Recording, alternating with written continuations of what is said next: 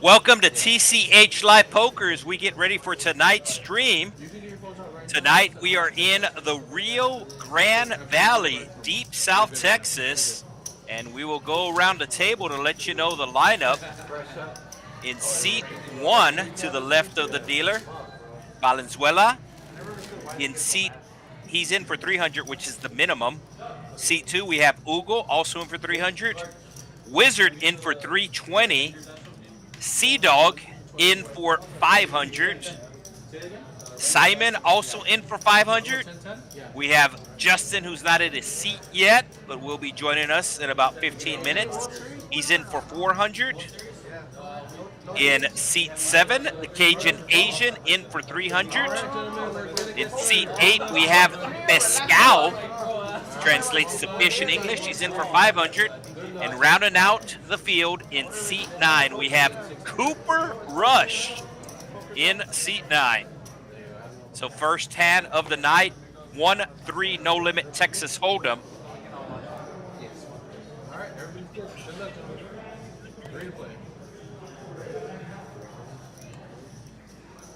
Couple of quick folds as it is folded around to Pescao, and he's gonna raise it up with the suit at 9 up to $10. Picking up a call from the big blind. Ugle has the ace. And Ugle going to be flopping middle pair here. Ugle does check in flow. And Pescao's going to put out a continuation bet of $10, which gets a quick call from Ugle. That is a jack of diamonds on the turn, not a 5, a jack. And Pescao's not going to slow down. Going to put out another small bet here. And Ugle still calling with his pair. Already $70 in the pot. Ugle checking again.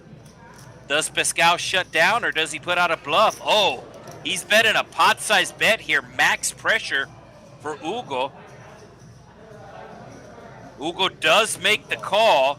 Pescao shows his bluff. Throws it over proudly. But Ugle going to be taken down the pot. So Pescao actually joining us tonight from the Dallas area. He does play at the TCH Social Las Colimas a lot. So if you've ever played in the Dallas area, Pescao might look familiar, excuse me. So he normally plays in the North Texas area, but he is in South Texas tonight. And we have our first straddle of the night. Seat number 1 put it on $7. So action will start to the left of the straddle. Does not jump the blinds. Ugle won the first hand, going to try to win the second hand, calling with the 7-8.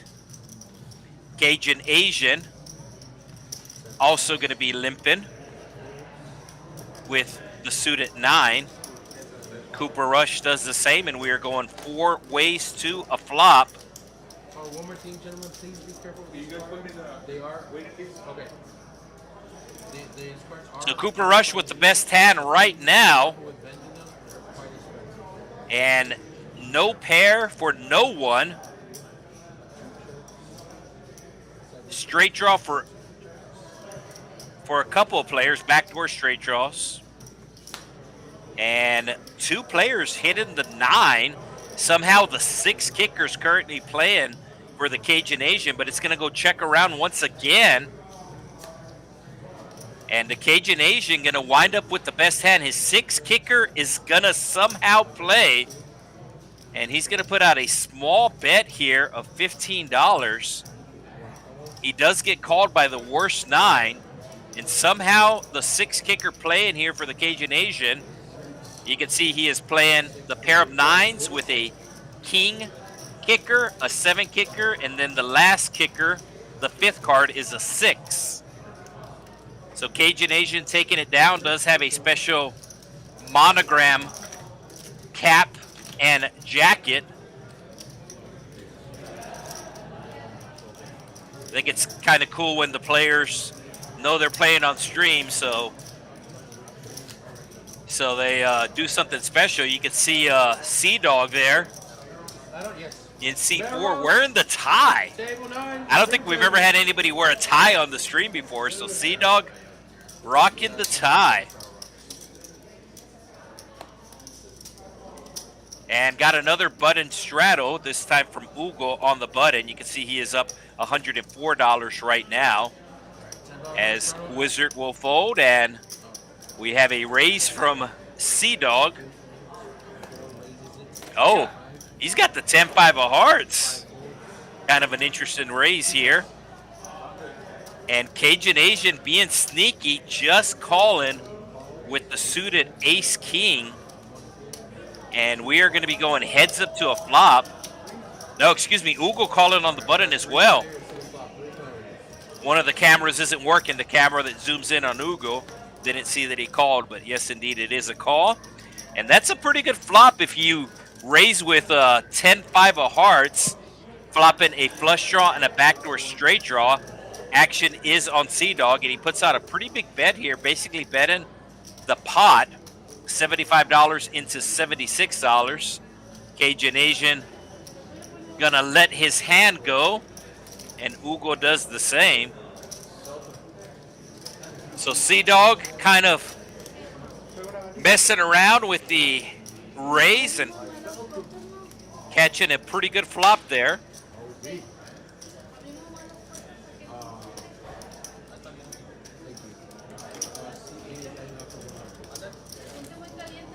So seat number 8, Pescao, is added on for $100 as he is down $100. So the normal setup here at the Texas Card House, Rio Grande Valley, the 1-3 game, the $100 is the minimum buy-in, and the maximum is $1,000. That is the normal setup on our 1-3 games. However, on the stream, we spice it up a bit. The minimum buy-in on the stream game is $300, and there is no maximum.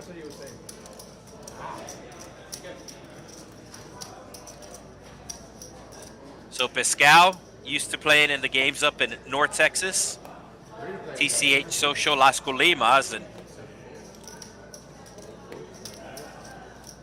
pretty sure the 1-3 game plays a little bit deeper there. As a matter of fact, I'm pretty sure, and I'll double check right now with Poker Atlas, but I'm pretty sure they actually have a 1-2 game and not a 1-3 game.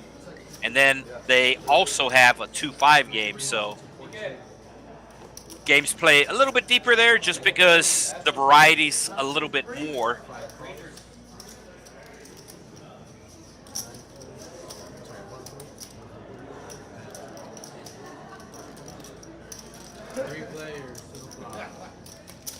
Three ways we go to a flop. And it's going to be queen high. Ugle, who had the worst hand pre-flop, now has the best hand.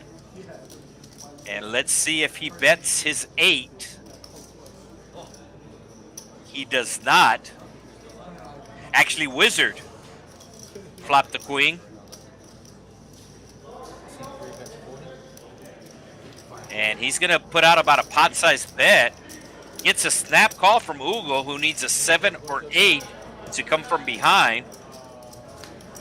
Club on the turn, also an overcard. We'll see if Wizard slows down with the king of clubs. And he does. And the board pairing the king. Wizard should feel pretty comfortable with his hand now. And let's see if he puts out a value bet. And he is cutting out a value bet of $40. I think Ugle might call him here. Not very likely that his opponent has a king since it double paired. And Ugle does indeed make the call, and he's going to see his opponent has the queen.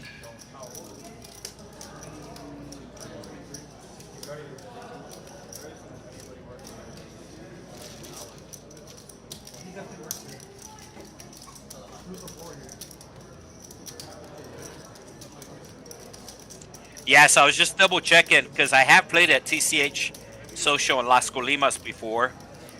They don't have a 1-3 game, but instead of having a 1-3 game, they have essentially two different options. They have a 1-2, which is a $60 minimum and a 300 max, and then they have a 2-5. So the 2-5 is a $1,500 max. So Pascal, seeing that there is no cap in this game, he does want to have the other players covered just in case if he gets involved in a big hand.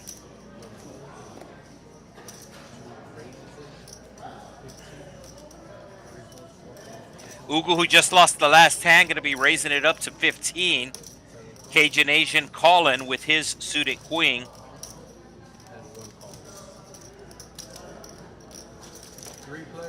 And the Ducks coming along as well.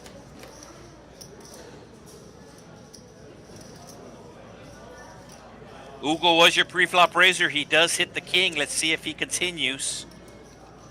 He does put out the continuation bet of 25.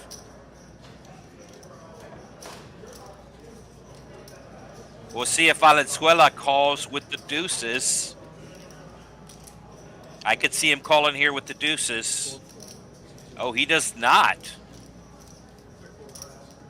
So seat 1 and seat 2, this is a random draw when the players show up. They randomly draw for seats. And they actually travel together from Brownsville. So they are friends. I'm sure they have a lot of hand history with one another.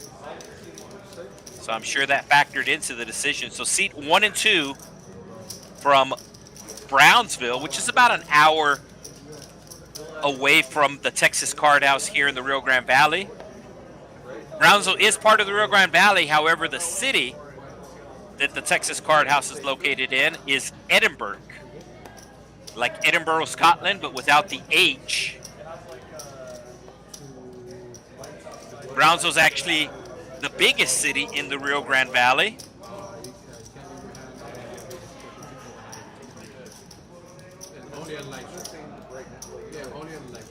But the biggest card house in the Rio Grande Valley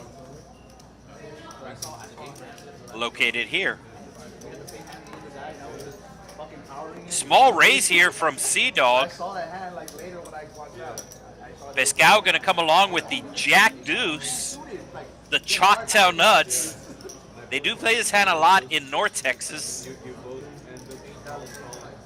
And he's going to play the hand here as we're going 4 ways to a $33 flop. 2 diamonds. Sea Dog was your pre-flop raiser, but it is Ugle who's going to bet his open-ended straight draw here. Wizard calling with bottom pair, and Sea Dog folds the nut flush draw. Little surprise there. And there's the straight for Ugle. He bet on a draw, and now he's going to bet with the straight, $25. And Wizard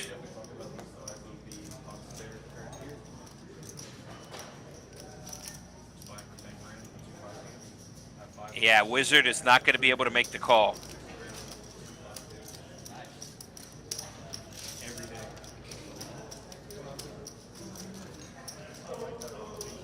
Got some comments on the YouTube chat as we are live on the YouTube chat. What do we got here? We got Hammer.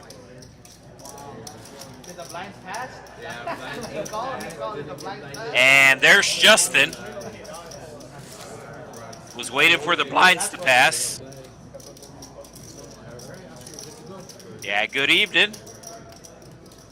Once again, we are live on the YouTube chat.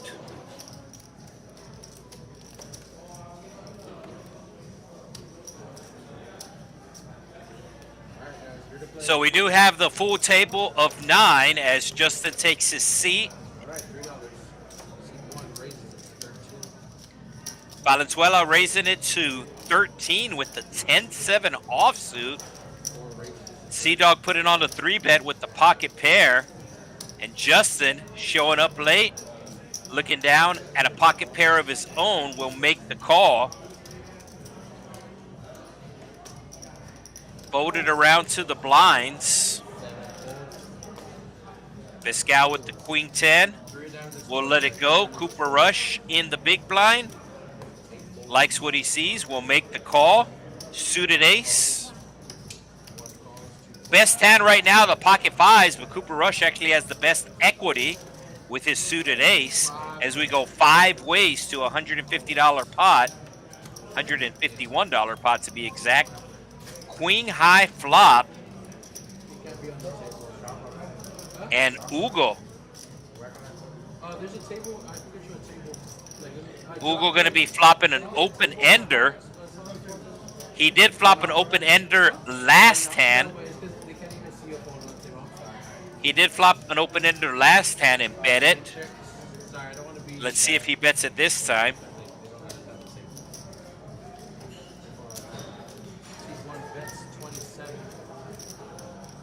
A gut shot for Valenzuela. He's actually going to bet it.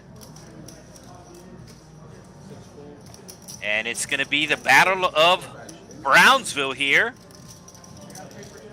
The battle of the straight draws.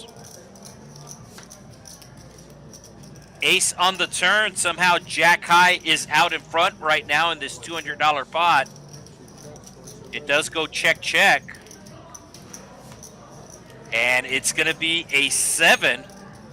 Misses his straight draw, but hits a pair.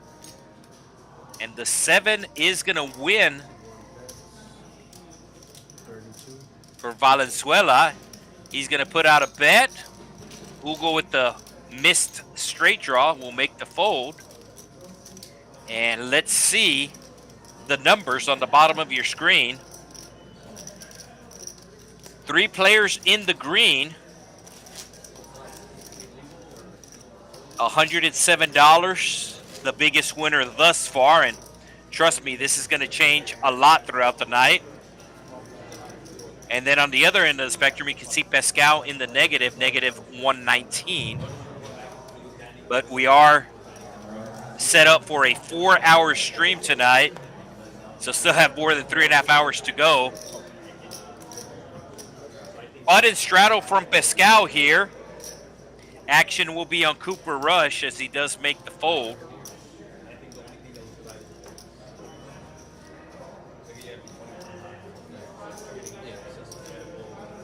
Valenzuela going to be calling with his suited ace. Ugo does the same with the dead man's hand. Cajun Asian with the Motown. Pascal going to check his option as we go 4 ways to a flop.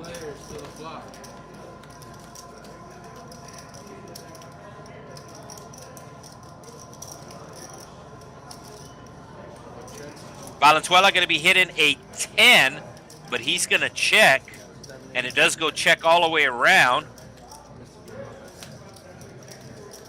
The ace-10 way out in front right now, and looks like he put out a $20 bet, which is going to get a quick fold from all the players.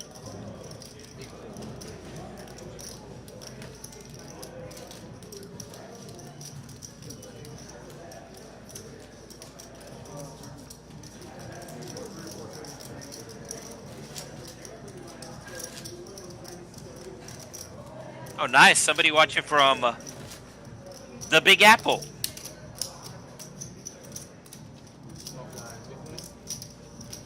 One plus one is 6.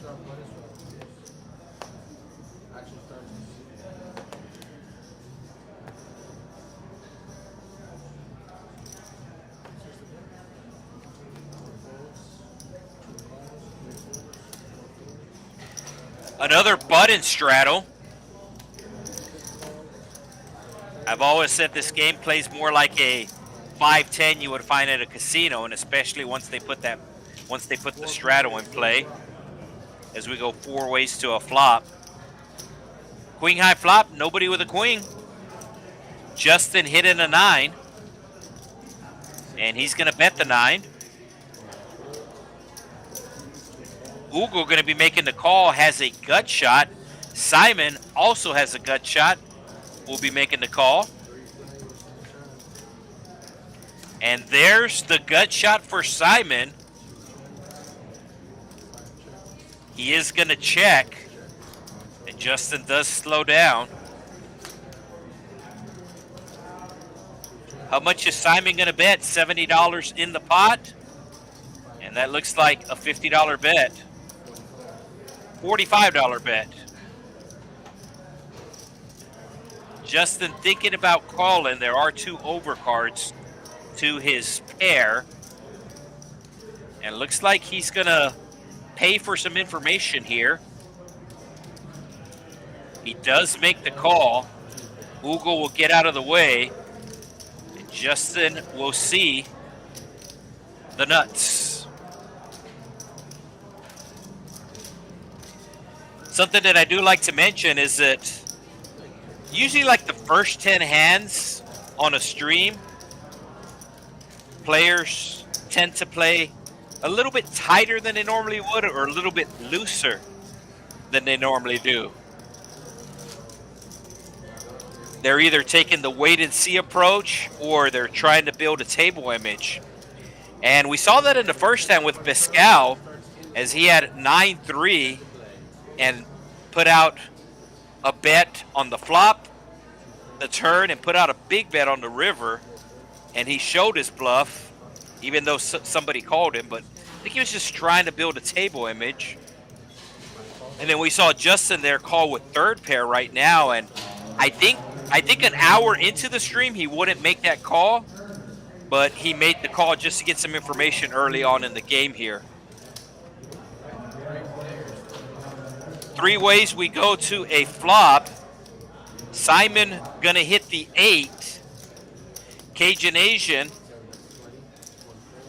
betting his 6s, and it's gonna get the job done. So Cajun Asian had his own logo made up, has his initials, the J, the A, and the M.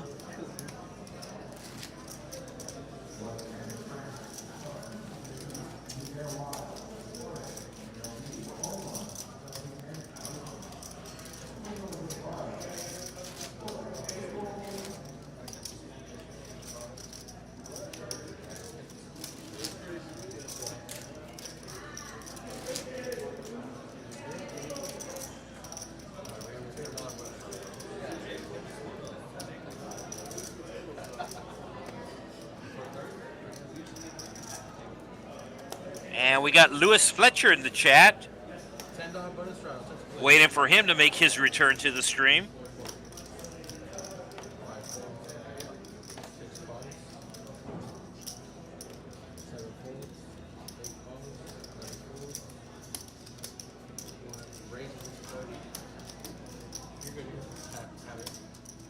Valenzuela with a $30 raise. And Justin going to be calling him with 40% to the Royal. Pascal with the best hand right now. And still has the best hand. Not a great flop for the 5s. The flop has not registered yet. We do see the flop. There it is. It's registered, and there are the percentages. It does go checked all the way around, but very easy for the 5s to get counterfeited. And that looks like a 10 on the turn. It is a 10. Production crew on top of it tonight, seeing that the card reader picked something up wrong, so they do correct it right away. And nice bet here from Justin. Has second pair. He knows it's unlikely that any of his opponents have a king, since half of the kings are on the board. Oh, that's a spicy turn, though. I just realized that Valenzuela has a royal flush draw. He can't fold. It's a big bet. 75 into 104. But he's got a big hand, too. He can't fold, can he? You have a royal flush draw.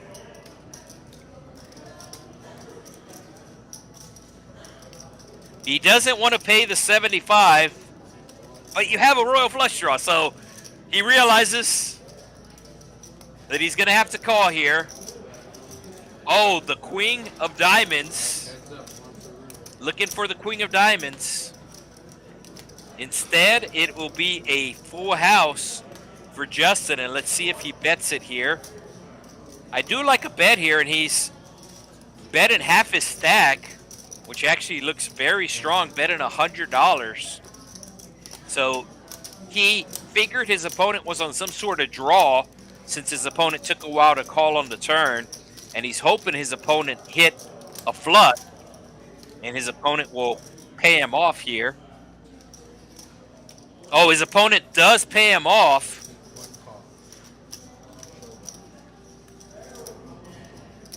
And his opponent might also call with ace high, as we just saw happen.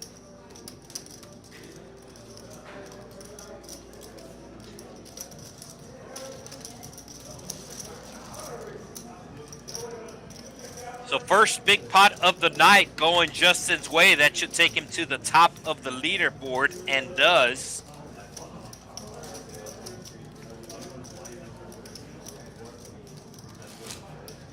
One player up $150, one player down $150. As we are getting ready for hand number 12, 12 en español. And action will be on Justin. Yeah, we just saw your 10 hand. Another big hand's coming up.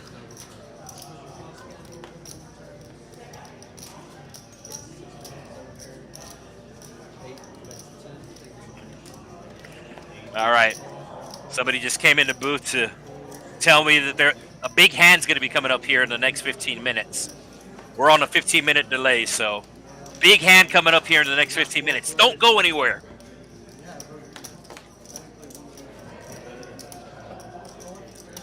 Clubs for Pascal. Straight draw for Cooper Rush. Pascal going to check his flush draw. And the board is going to pair.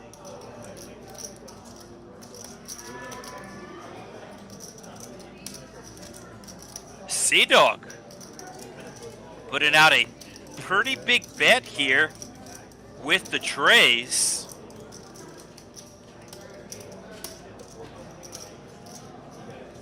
I think if Pascal was heads up here, he would make the call, but he does have some other players to worry about.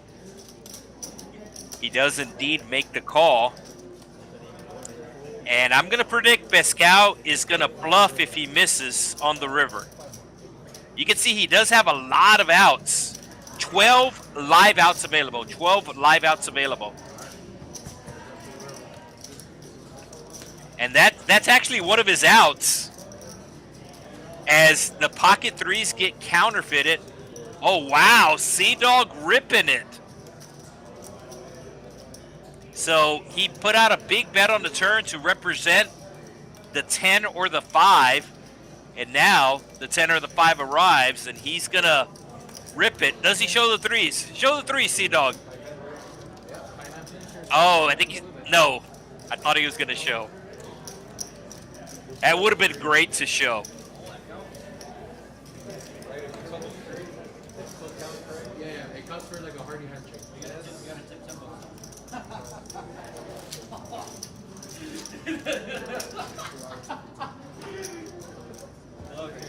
So Sea-Dog with the big bluff. And I've always said that's one of the great things about playing on the stream, because trust me, Pascal right now is thinking, what did he have?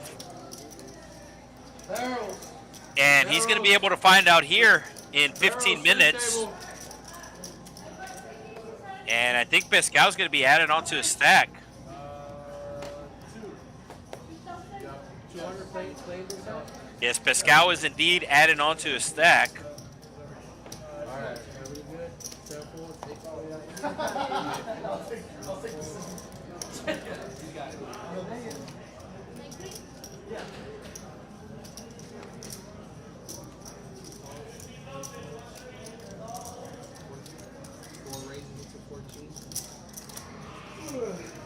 Sea Dog just making that last move, raising it up to 14 here.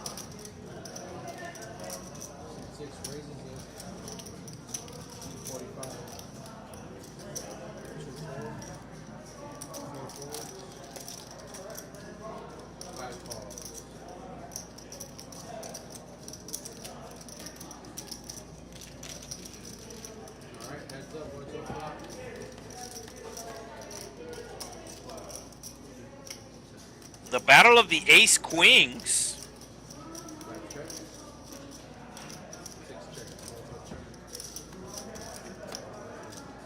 Heart on the turn. Both players do not like that card.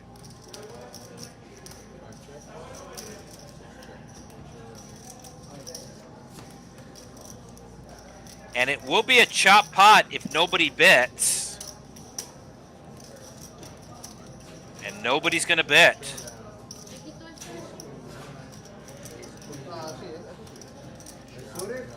So we do have 7 tables going on. No, check that. 8 tables going on right now at the Texas Card House.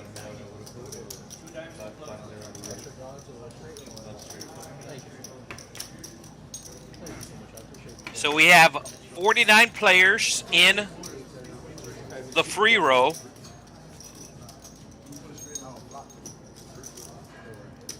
Every Friday night, $2,000 guaranteed free row here at the Texas Card House, Rio Grande Valley.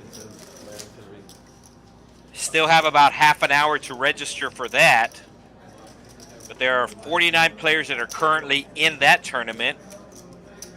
56 players registering for the free row. 49 still remain.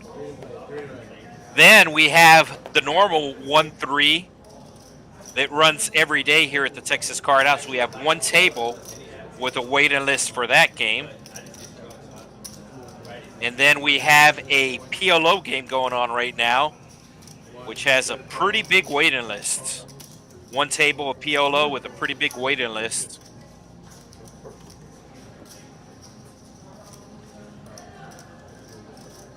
Cooper Rush raising it up with the 7 deuce. And he's going to pick up 3 callers.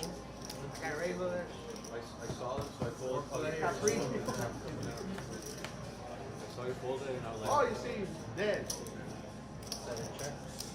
saw me fold that shit, right? I caught 2 so I folded 2. Yeah, we couldn't get trips and shit. So yeah, wow. Yeah,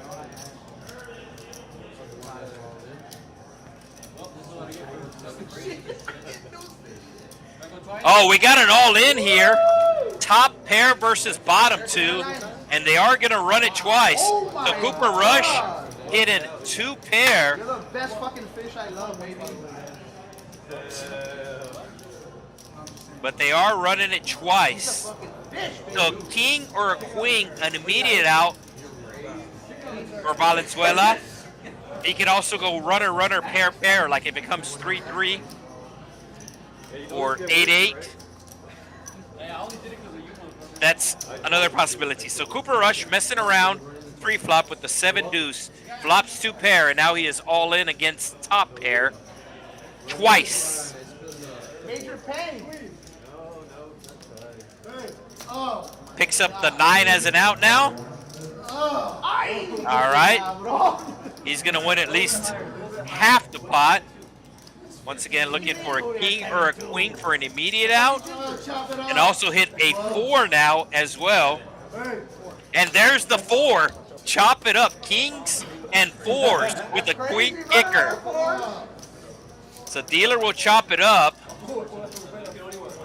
I was talking about TCH Social Las Colimas earlier on how they do not spread 1-3. They actually spread 2 different offerings. For the lower stakes, they got the 1-2, which is a $300 max buy-in. That's actually the minimum buy-in in this game, but they have a 2-5 available. So right now, they have 13 tables of just 1-2 there at TCH Social Las Colimas. They have 5 tables of 2-5. And as I said, right now we have 7 tables here at the Texas Card House that are currently running. Texas Card House RGV. The North Texas area, a lot bigger than the South Texas area. Alright, we got 6 dollars. That wasn't a bluff. When I raised it, that was a bluff. No. Yes. Kinda. Oh, yes. You had overs. You got to be down I get over that way. Raises it to 21. Ugle raising it up to 21 here with the Jack 10 suited. Very pretty hand. Simon will call with King Queen. Oh, and here comes the 3-bet. I think this was the big hand alert that they let me know about, as the aces is going to take it up to $100.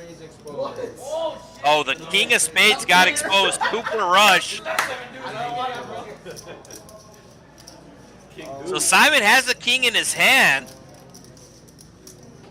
The dealer let him know that the king was exposed. And Simon going to make the smart fold here. He knows that one of his outs is done.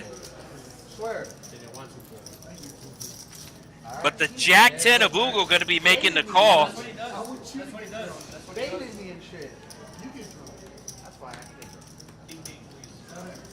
Top pair for Ugle. He only has $135 behind. And the ace is going all in. Ugle making the call. All of his outs are available. You can see he has 5 outs available. The 3 jacks are still available in the deck, and the 2 10s are available. Let's go 9 of hearts for fun. 9 of hearts for fun? Nope. Jack or a 10. And the aces will win a $500 pot. And Ugle's going to have to rebuy. Barrels. Stream table. Service, please. Service. Stream table. Get a white T-shot. Everybody else here is, they don't drink. So got RG3 in the chat, letting us know about the TCH Spring location. You haven't, it's not even mine. So I'm sure we're picking up some first-time viewers, You have an excuse. as they're used to watching maybe the stream from Dallas or Houston or Austin. But the stream tonight is from the Rio Grande Valley. I hope that's not a family member that passed away from all the When I throw my shit away, I don't have to do it. Oh, Ugle rebuying for 700. Ugle rebuying for 700. Bought him for 300. Did not work out for him, so now he's in for 700. And this game usually gets deep pretty quick, and that seems to be the case tonight. And one of the reasons why it does get deep is the minimum buy-in's 300. It's a 1-3 game, and I know a lot of places, including here, the minimum buy-in is normally 100, and that is true on the main floor. However, on the stream table, it's structured a little bit different. The blinds are still the same, 1-3, but the buy-in structure is different. And you can see with that different buy-in structure, a lot of chips are on the table.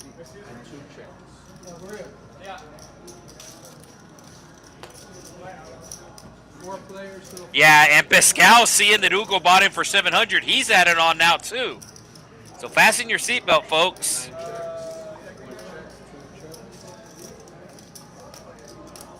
Pretty big flop for Simon here, as he does flop an open-ender. Also has the ace of spades for a blocker, and if he hits the king, he will have the nut straight. He's going to put out a pretty big bet here, 60 into 80. So betting about 2/3 the pot, and nobody's going to pay him off.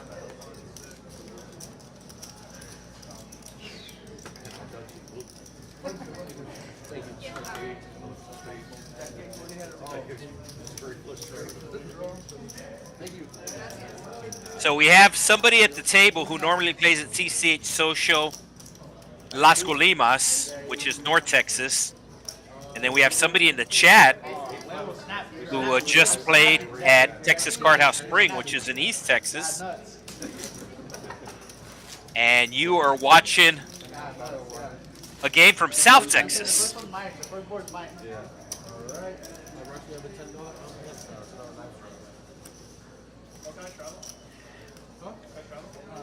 He's got a preference. B straddle, put a 20 out there.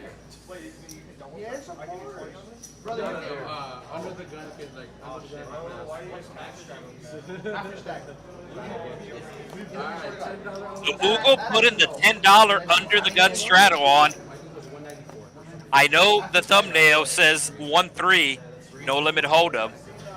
And I said it once and I'll say it again. This plays more like a 5-10 game in a normal casino, as we have Sea Dog with the ace-king suited taking it up to 34. Cajun Asian has the suited king, but he will let it go.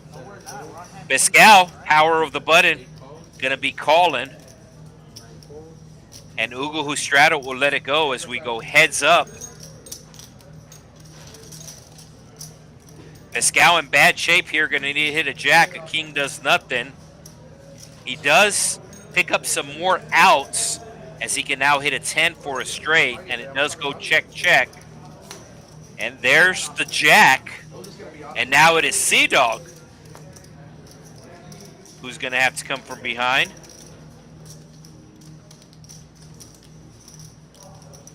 Sea Dog checking once again. Pascal checks as well. Little surprised. That's a straight, right? Oh no, that's not a straight.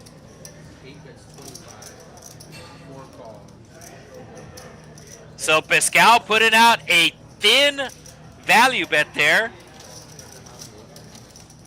And he's going to get a call from the ace-king.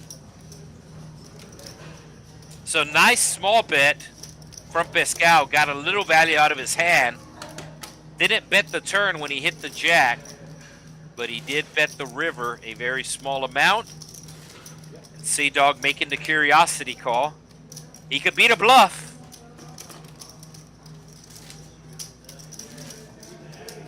Now let's see if anybody straddles his hand. Under the gun does have priority. You are able to straddle up to half your stack under the gun. The minimum straddle, of course, is $6. Under the gun, you can straddle up to half your stack. If under the gun chooses not to straddle, then the button is able to straddle. Minimum $6, maximum is 15. 15 on the button. Cajun Asian just gonna limp with the suited connectors. And Cooper Rush gonna raise it up to 15 here with his suited ace as he picks up 3 callers. And we are going 4 ways to a flop. Cooper Rush with the best hand right now, the best position. And hits the ace. Bottom pair for the Cajun Asian, gut shot for Sea Dog. And Cooper Rush puts out the continuation bet and does pick up 2 calls. 5 of hearts on the turn, pretty big turn for Cooper Rush as he now has a flush draw to go along with his top pair. And he's gonna once again put out another bet, this time 55. Cajun Asian does make the fold.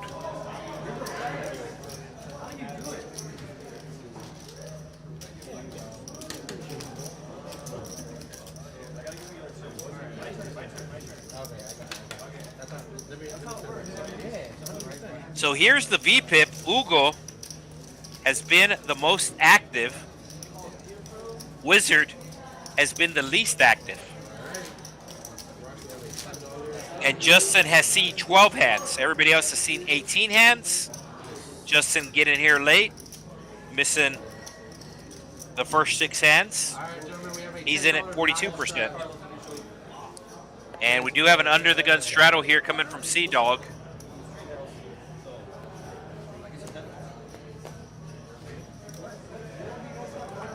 Ten to play. 5-4. 6-4, 7-4, 8-4. Cooper Rush, who won the last hand, gonna just call from the cutoff with his suited connectors. The blinds also call, and the straddler will check his option.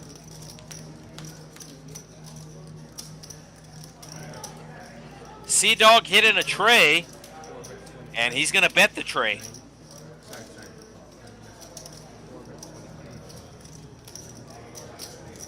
Wizard calling with the gut shot, needs a 4, also has some backdoor draws, backdoor clubs in effect.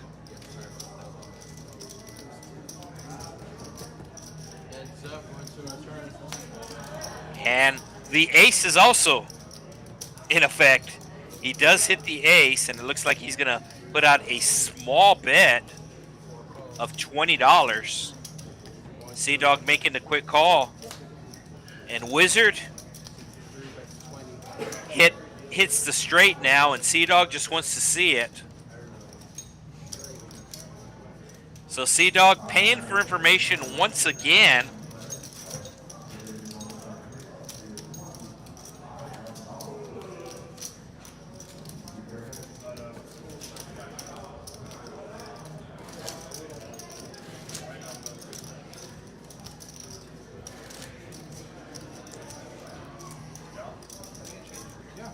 Looks like RGV in the chat cheering for the 2 part-time dealers here at the Texas Card House. That's a pretty good strategy. Cheering for the dealers if you play here at the Texas Card House. So Cajun Asian part-time dealer, Cooper Rush part-time dealer, getting some love from the chat. And a $20 button straddle. 20 or 10? Or 20 or 15?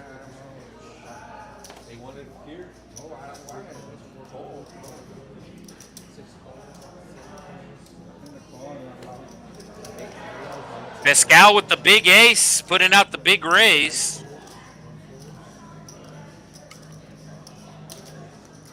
Oh, wow. Ugle making the call here.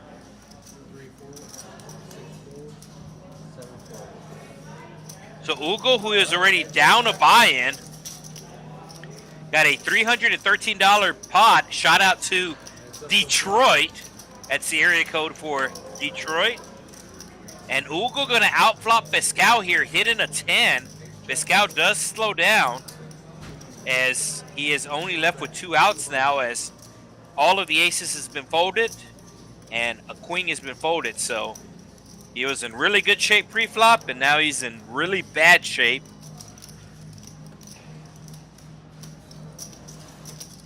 I'm sure Pascal feels like his opponent has a pocket pair, doesn't think his opponent has the 10-8, but either way, he knows that he's beat, and he's going to make the fold. So ship the pot over to the juice. That's not going to get him unstuck.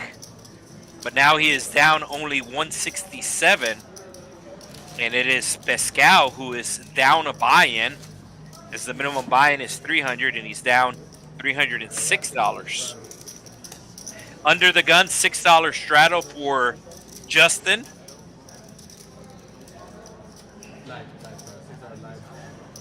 He does look a little like Justin Timberlake. Cry me a river. Suited king for the Cajun Asian, and he's going to limp. Cooper Rush does the same.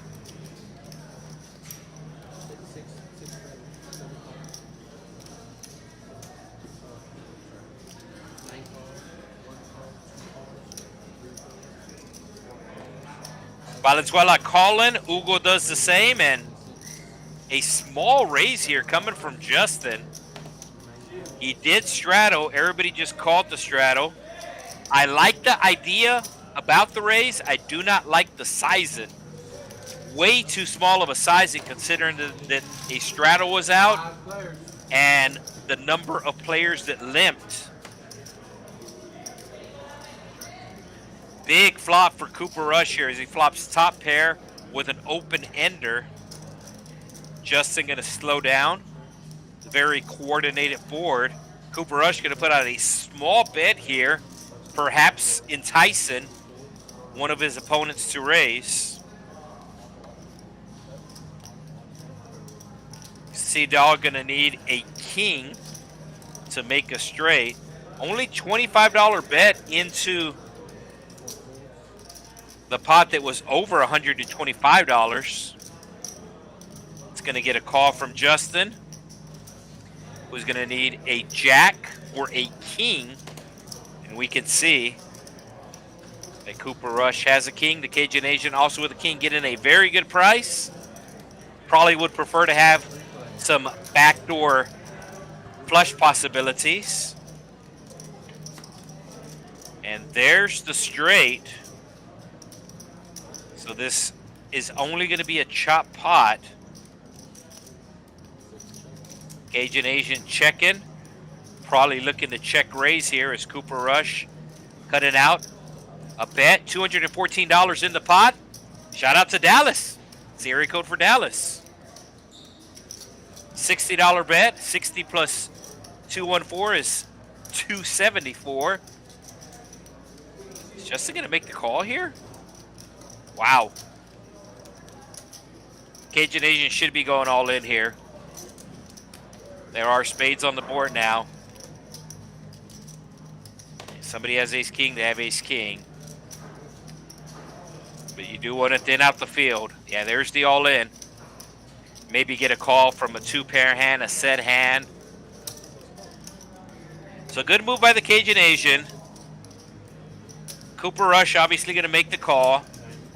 And Justin, who called very light on the turn, $60, is going to donate $30 to each of these guys.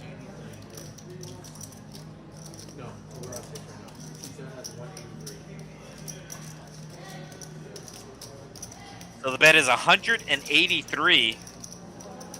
Over $120 more for Justin to call.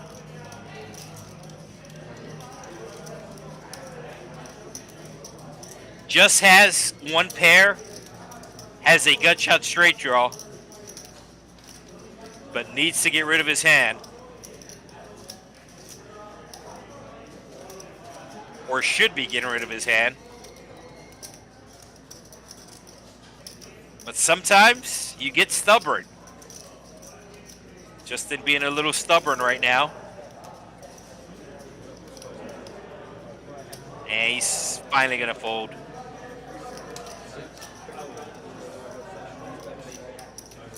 All right, so we will have a chop pot.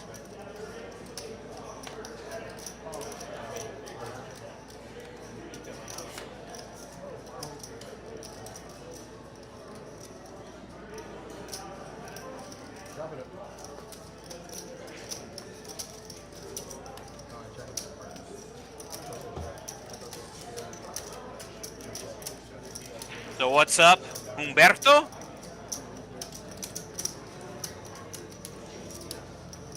And looks like we're up to 90 live viewers, but only 10 likes. Only 10 likes. Make sure you hit that like button. Now keep in mind we are live. And the reason why I say that is because I know with the algorithm, if you ever watch anything poker related on YouTube, then the recommendations are going to be other poker related content. And the one channel that is very bad about it is Poker Night in America. Poker Night in America used to be a TV show, and they run reruns on YouTube, which is fine, which is cool. I have no issues, no problems running the reruns. But it says in the thumbnail that it is live. So yeah, they're pretty bad about it. Poker Night in America.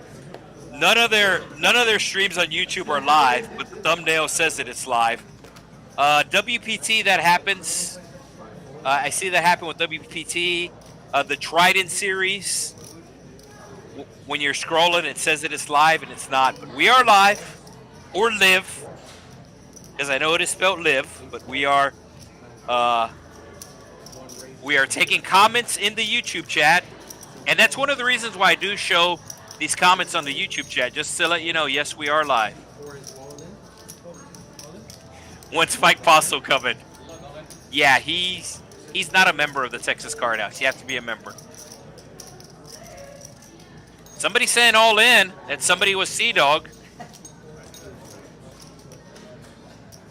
And he's going to pick up a call here. Oh, the classic race. But it looks like there has been an ace and or a queen folded. Normally, the percentages would be a lot closer to 50-50. Normally, they would be closer to 50-50, but the action tracker keeps track of all the live outs. So there have been some aces and queens folded. We can see how many have been folded. Yeah, three aces and queens have been folded.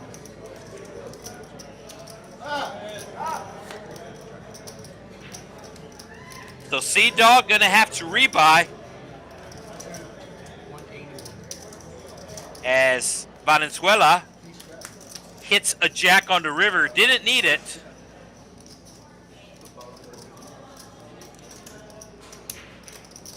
Oh, actually, he doesn't have to rebuy. He had his opponent covered.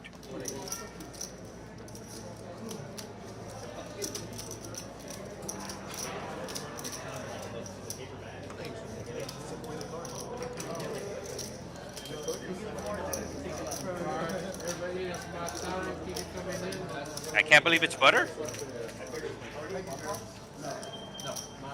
Mantequilla. All right, we do have a dealer change, so we're just under an hour into tonight's stream. We are scheduled for a 4-hour stream. Dealers do change up. While that is getting taken care of, I do know we have a lot of players who play at all the Texas Card House locations across the state of Texas. We'll remind you about the Trailblazer Series, the return of the Trailblazer Series. It is kicking off at the end of September. So September and October, we'll be making the first stop to the North Texas area. One tournament stop, 2 locations. Texas Card House Dallas, TCH Social Las Colimas. Then in November, it makes a stop in East Texas, Texas Card House Spring. And then in December, it'll be here in South Texas. Somebody not scanning their cards properly here. They'll get it rescanned and taken care of. And we are ready to go with our second dealer of the night. A normal down for a dealer is half an hour. However, on the stream, it is an hour down for the dealer. So we do have 2 different dealers dealing in the stream table. As we have a open ender for Valenzuela. We have middle pair for Cooper Rush and bottom pair for Sea Dog. Cooper Rush going to put out a small $10 bet. Betting about 20% of the pot. No, it's a $15 bet, excuse me. And everybody going to call him. Is that a queen on the turn? So the 6s of Cooper Rush are going to wind up best.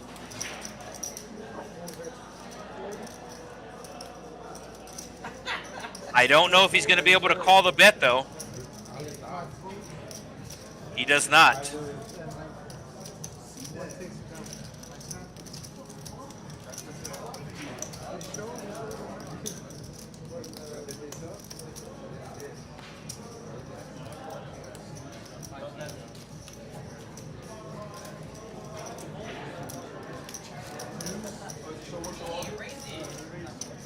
So 2 players down about 300. 1 player up about 300. Surprisingly, 6 of the 9 players are in the green, as we do have a $6 under the gun straddle coming from Cooper Rush here. Minimum straddle under the gun here at Texas Card House Rio Grande Valley, $6. Maximum straddle under the gun is half your stack, as we do have 3 players calling the straddle. Justin calling here does have a J in his hand. His name starts with a J, has a playing card that has a J, so he will make the call, and we will go 7 ways to a flop. One of the hands aren't showing. There we go. So 7 ways to the flop. Cajun Asian with a flush draw.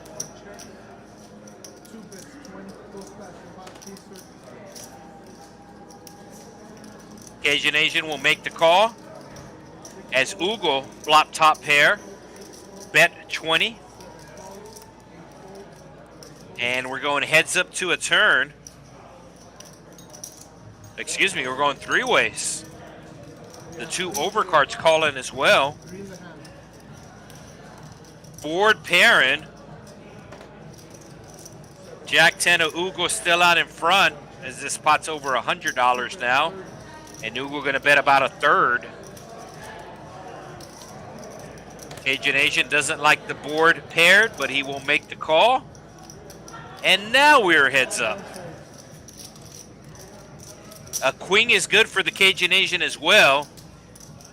Any 9 makes a straight. This is actually a good bluff card for the Cajun Asian, but he's not going to represent. He's just going to check it down. And Ugle will win the $162 pot. It's showing the Cajun Asian won the pot because the card reader picked up a wrong card. So Ugle actually won $100 in that pot. So Ugle only down $164.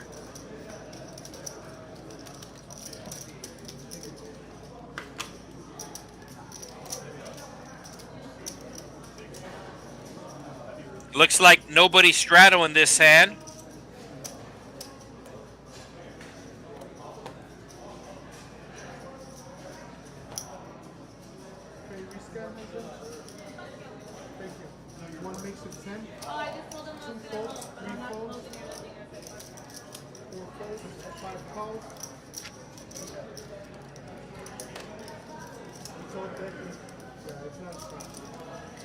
$10 raise, picking up 2 callers. Cajun Asian just calling with the ace-jack on the button.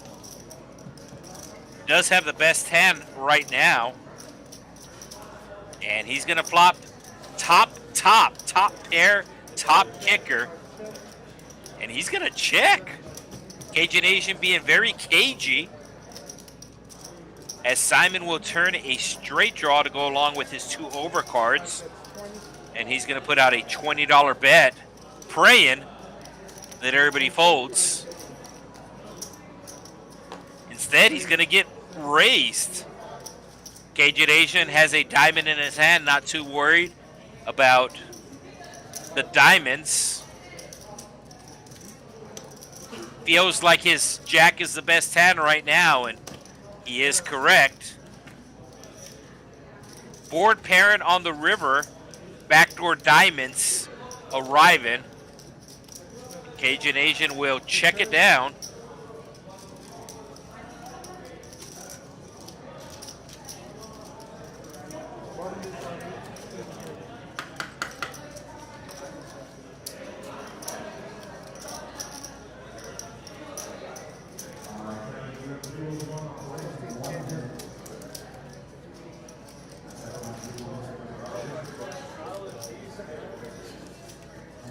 So it is showing the Cajun Asian is up $192. I believe he's only up $92 as one of the pots got awarded wrong. Oh, 6 on the button, sorry. So $6 straddle coming for Pascal, and he's happy about that. The only chance I'm gonna give you is a shot. Whoever does more. It's not friendly. It's not friendly in here.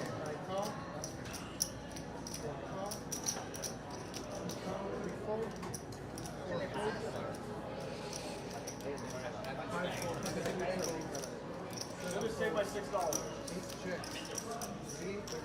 So 4 ways to the flop. And it'll be an ace-high flop. Only one player with hearts. It does go check all the way around.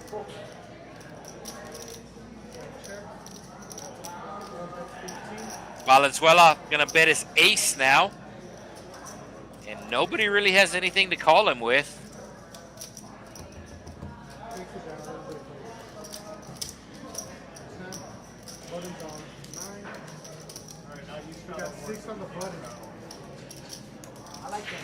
Kind of see it happen a lot in tournaments. Also happens in cash games, but more so in tournaments where everybody seems to be folding a lot. Raise and take, raise and take, raise and take, and then you have like huge hands happen. But it kind of felt like that's what happened on the previous hand, where nobody really had anything.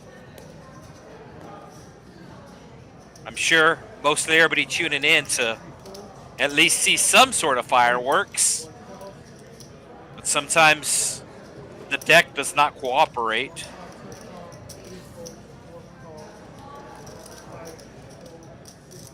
But that's one of the reasons why it's a 4-hour stream, and one of the reasons why it's a cash game, because sometimes the players are able to make their own fireworks. Oh, quads! Quadzilla for Sea-Dog. And the high hand is in play. So Sea-Dog actually made a joke earlier about the high hand, and high hand is in play right now. I don't know how much it is.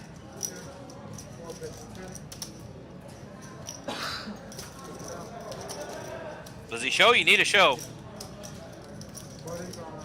Oh, he didn't show. He did not show.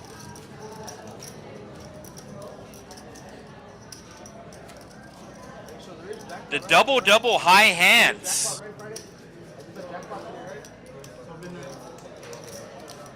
Yeah, so they're just letting Seabass know about the high hand. And there's $350 in that pot right now. Wow, there's $350 in the pot. And Sea-Dog did not show.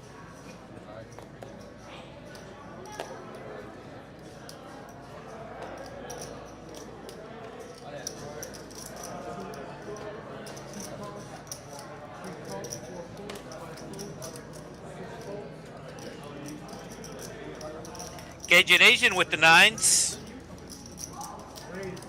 And here comes the raise.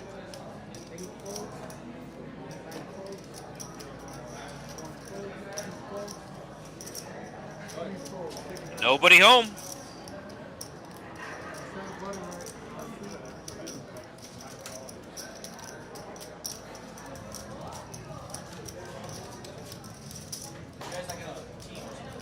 Up to hand 29. It's the CEO, I'm the CFO.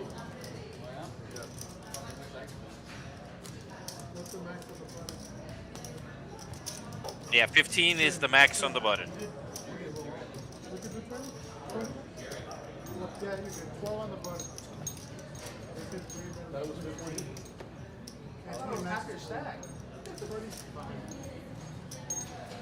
Appreciate the likes. Just picked up another like. Helps out the algorithm and helps out my pay.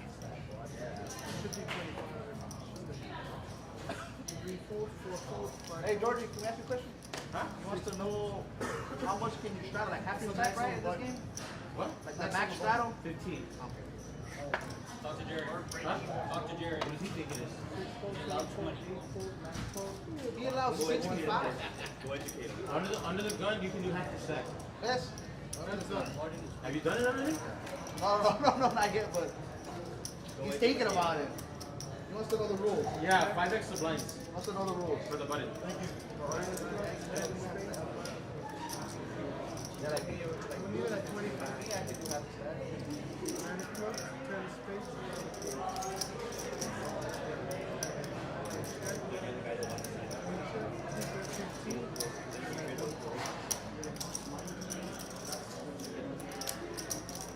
All right.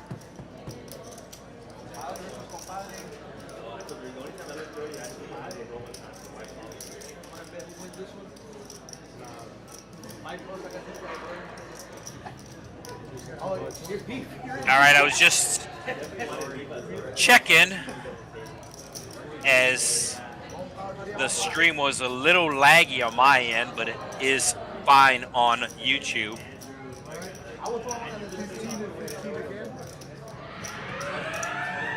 Two pair versus a straight draw and a flush draw. The two pair gonna win it here, Ugle.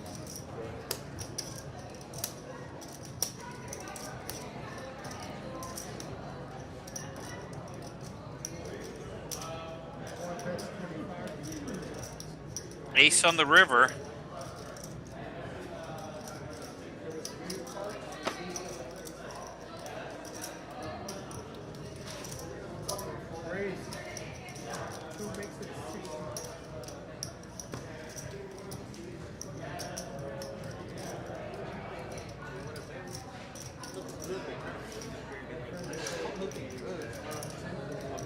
So Valenzuela bluffing the river, Ugle raising with his two pair.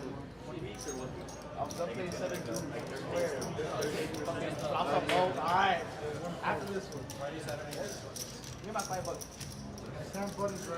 So as I said, I'm sure everything looked good on YouTube, but on my end, my computer froze real quick, but everything seems to be fine now. I am in the same building here at the Texas Card House, Rio Grande Valley. I do realize that there are some remote commentating, but I am in the building. We're on a 15-minute delay. Hey, Fletcher in the house.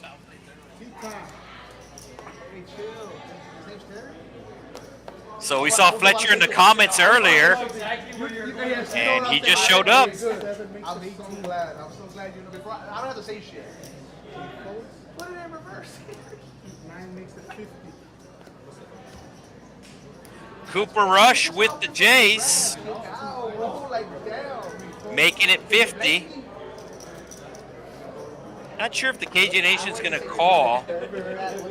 Maybe if he suited. Yeah, pretty quick fold by him. Doesn't want to play out of position. And they will show each other the hands. It's a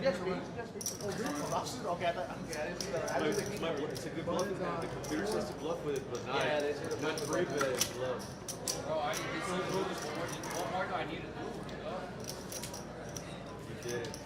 So it looks like we have a fan of seat 8 who's currently not in his seat. So he is going by the name of Pescado, which is Spanish for fish. And he's actually from the North Texas area.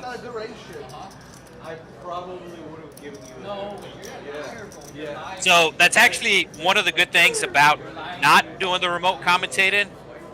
I have done remote commentating in the past before, but when you're in the same building, you're able to talk to the players and get a little background from them. So we do have 3 players playing on the stream for the first time, and I was able to talk to them a little bit, get some more information. Any more big hands coming up? Maybe? Okay.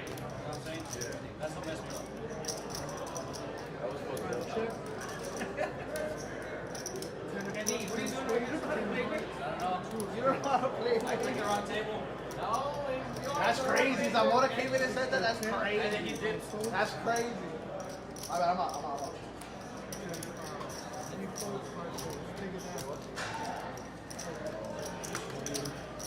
I was going to get a little hotter earlier, but now it's right there.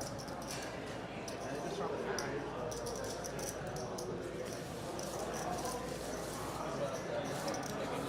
Oh, yes, guess another cool thing is the players can come into the booth and give me some updates. But there is going to be bigger hands coming up throughout the night.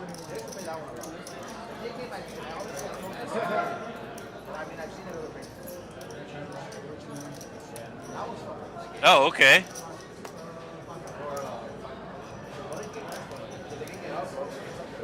Yeah, so apparently the internet does go down.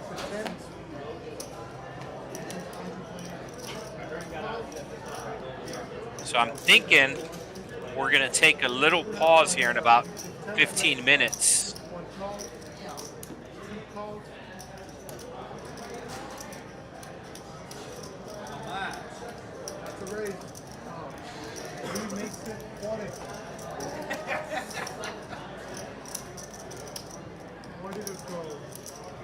$40 raise here from Wizard with the sixes.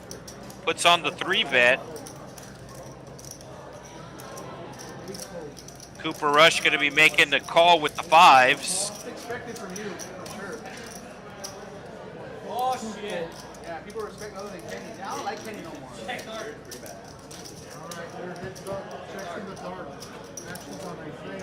Fives versus sixes. Nothing but overcards. Get out. Thank you. Pocket fives.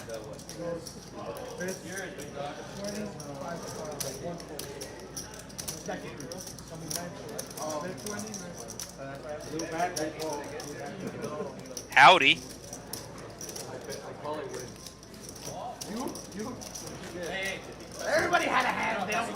Let me give. Let me give them the money. How much was it? RG3, who works at T-Mobile, trying to talk about the T-Mobile business. But the issue with that, RG3, is that it doesn't work everywhere. The internet. Or you have to have a certain address. You have to be in a certain area to get the T-Mobile internet. All right, Colby. I got you.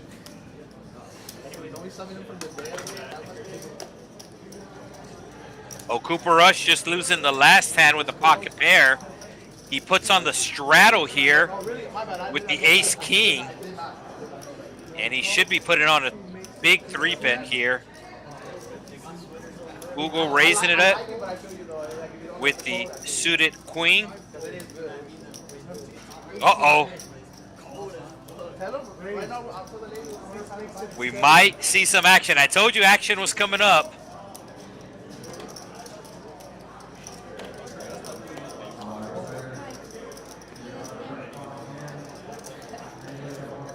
So Cooper Rush with the ace-king in the straddle. Looking down at a 3-bet. This pot has been 3-betted already. It's actually kind of rare to see a 4-bet in lower stakes without aces or kings. So Cooper Rush might just call. Oh my God! No, Kenny, please. I don't want to send you home, Kenny. American Airlines. I fucking wish that. And there's the 4-bet.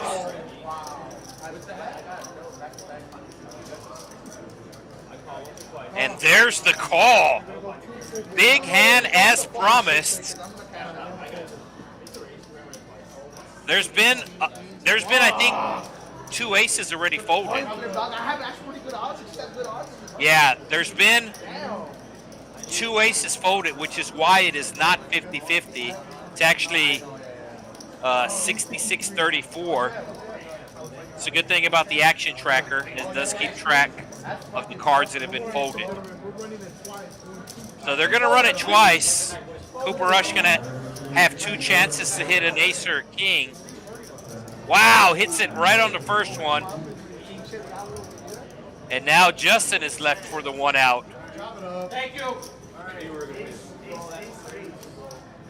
There's the king again. Oh, followed by the queen. So the last king arrives, followed by the last queen. Craziness. that, the players win $23 each after all that. No balls. Can you ride on the Me. window? I got pocket sixes again when it Saw that for $23. I just swear to God. Thanks. I know. Oh, bro. This is one of the reasons why I'm not a big fan of running it twice. Obviously, it is the player's preference, but you can only get lucky once. And if you wind up chopping the pot, you're not going to chop much money. Oh, bro, I have no balls, bro. And I especially, have no fucking balls, bro. Damn it, bro. especially because you had them back and they didn't come out. So the ace-king hitting a king on each board, There was pre-flop, no? They were super due. There was no flop, though. Huh? No flop. but the queens do hit the set on the second board. Oh, my God, bro.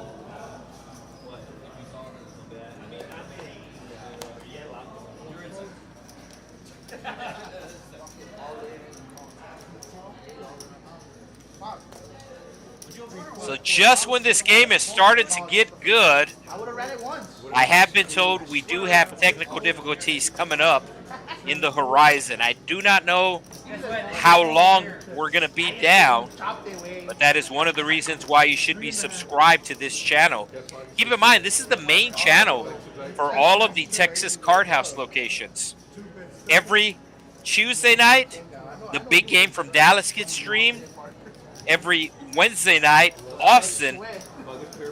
Every Wednesday night, Austin streams on this channel, TCH Live Poker. And Austin always has a variety. If you like variety, Austin, they sometimes run Hold'em, sometimes run Round the Beach. I actually saw them run 7-deuce triple draw one time. And then on Wednesday, they were doing the VPIP game. Thursday nights, Houston. They run a lot of Omaha. Houston streams on Thursday nights, and then we stream on Friday nights. Saturdays is back to Dallas with their big one tournament, and then Sundays and Mondays are reserved for final table tournaments from various locations. So if you are not subscribed to this channel, TCH Live Poker, make sure you take care of that right now, because we're getting ready to experience some technical difficulties here in less than 15 minutes. And if you're subscribed, then you will get a notification once we're back up and running. Huge flop for Sea Dog. Top pair with the nut flush draw.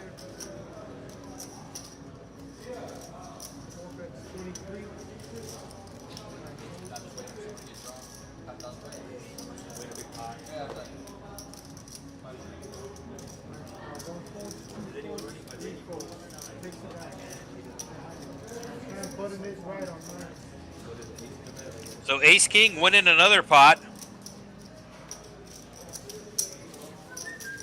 And at the very least, if you don't subscribe, it doesn't cost you anything to like. Got to get the thumbs up. As I said, it does help the algorithm, and it also helps my pay.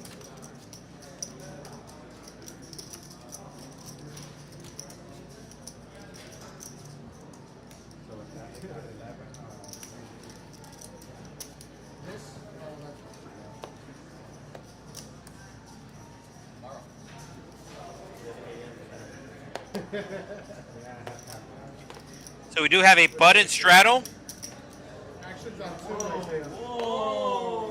Oh. Whoa!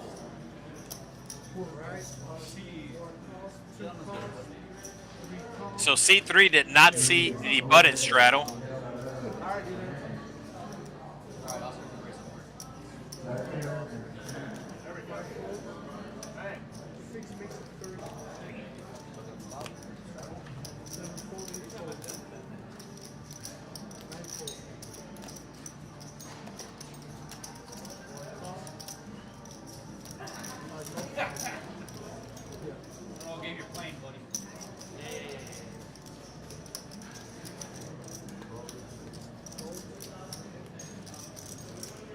So Justin raising it with the ace queen.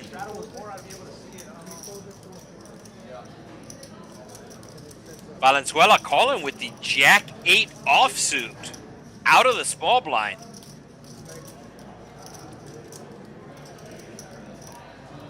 And I think this is the technical difficulties they were telling me about, as the production crew has let the dealer know to pause the action. So there's basically three different hardwares.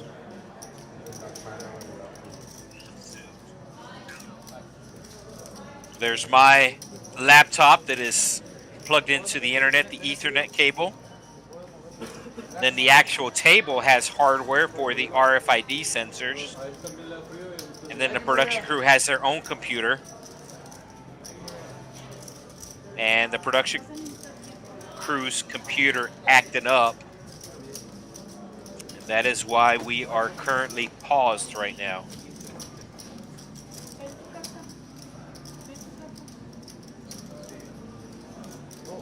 As I said, if you're still not subscribed, make sure you do take care of that, because once this situation gets corrected, we should be going back on the air.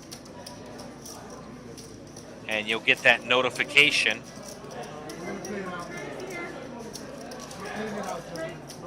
All right, so they will finish off this hand. They're going to finish off this hand. 10 high flop.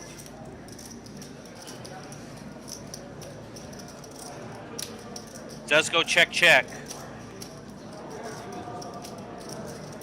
Ace queen still out in front. Should probably put out a bet here. Oh no, it's the jack 8 that's going to put out a bluff here. Very small bet. Ace queen will snap call it, and we will go see a turn. Excuse me, we'll see a river. And the river is a 5. So any 7 makes a straight, any deuce makes a straight. 3, 4, 5, 6 on the board. It does go check, check. So the ace queen will take down this pot. And we are going to go on a little break as they do get the computer restarted.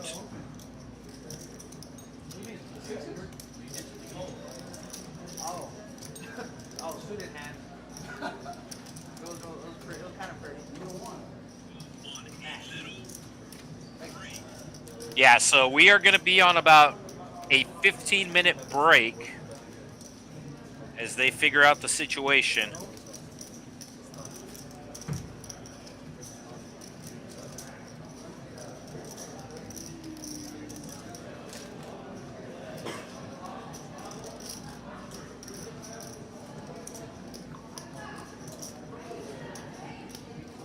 Smoke break time. Smoke the good stuff. Got the good stuff, man. I don't want it. Oh, he said.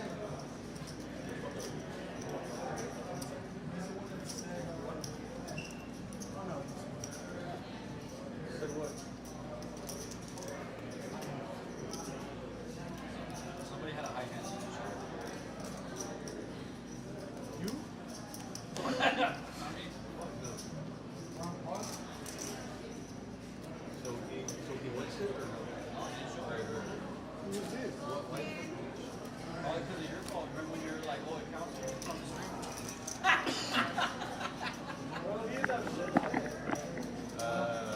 All right, so I just left the booth, and I did go into the room, and they're playing again.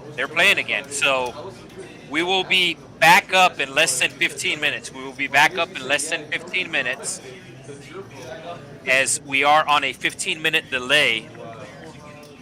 So the action you're seeing on the screen took place 15 minutes ago. Pretty much standard for a 15 or some sort of delay to be involved. Sometimes it's 15 minutes. Sometimes I've seen the delay be as much as a couple of hours. But this action is from 15 minutes ago that you're watching right now. And I just left my booth. I went out to the stream table, and the players are playing again. So the action is back on, and we will be seeing that here in less than 15 minutes. So thank you for sticking with us. Like I said, we will be back probably in about 10 minutes now. I don't know what the exact count is. But as I said, the YouTube chat is open. We do have the YouTube chat open, so we can do a little AMA there.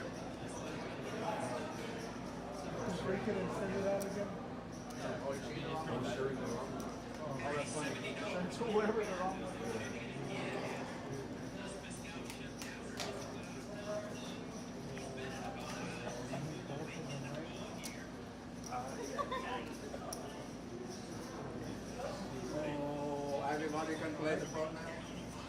Oh, hi, guys.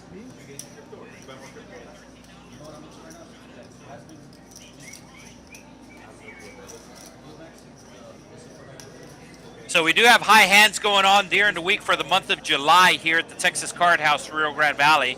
It does increase $50, so it is rollovers.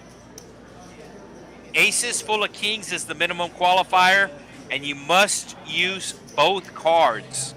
So it's very common for these high hands to get up to $500. And when that happens, then the backup kicks in. So it'll add $50 to the backup pot every half hour, every hour. So it does increase every half hour, and as I said, we are back running right now live, and we'll be seeing the live action here in about another 10 minutes. Like I said, we got the AMA, the Ask Me Anything on the chat.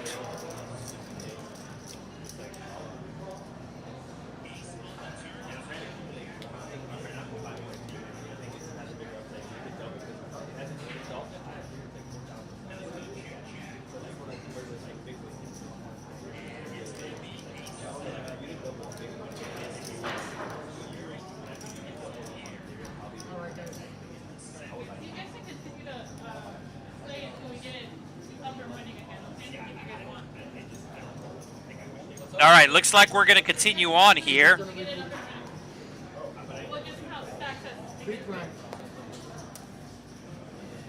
So the system has been restarted, but in the meantime, these players are going to continue to play. As I said, the system is back up, but it's restarting right now. And obviously these players are paying for time. So even though they know that we are not streaming right now, we're going to continue on to play. Going old school with no hold cards.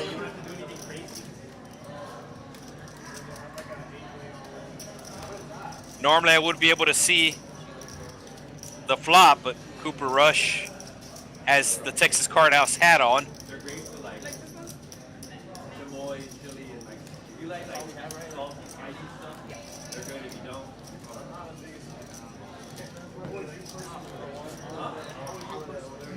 So once again, we should be back up and running here in about another 10 minutes.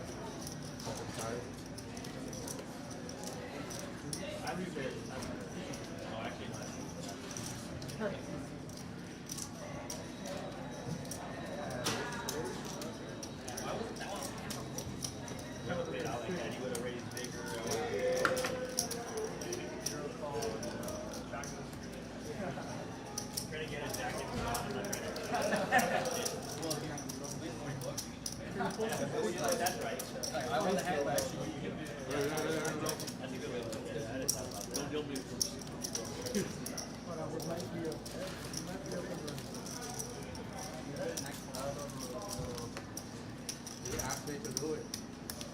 I take my back. I'll give it a smoke. Buttons on C2. You guys And come we here. have the 13 buttons. I can share. All right, so we are back. As I said, the players were continuing to play, and they're essentially re-entering all of the chip stacks, and that has completed. So we are back, folks. We are back to live. Once again, this is live. Stream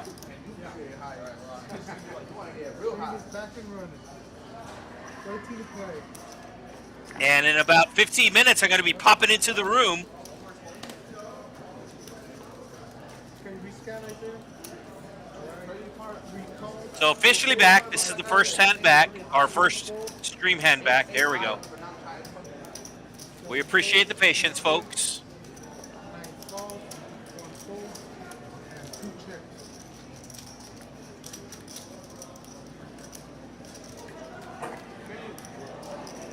Just when the game was getting good, we saw a huge all-in right before we lost the stream feed, Ace King versus Queens. I'm sure we're going to see some more big hands as we still have about 2.5 hours to go in tonight's stream. Started streaming at 7:21 Central Time, Texas time, so should go about 4 hours. So we should be going to about 11:30 tonight.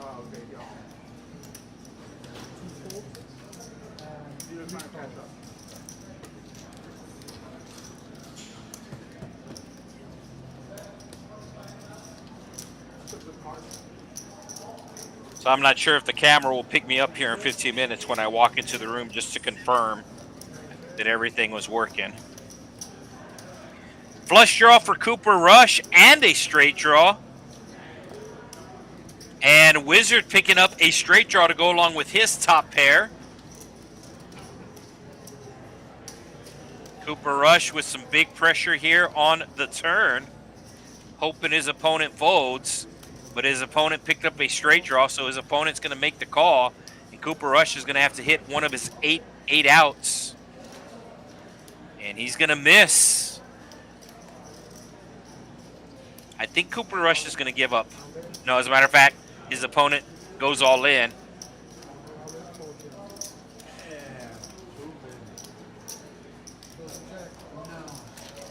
So we are back to the live stream.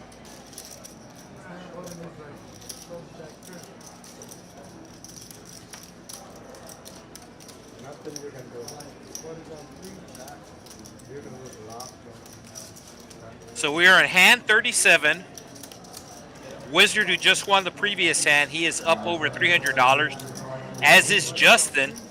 Justin with $711 in his stack. Of course, today is 7-Eleven, July 11th.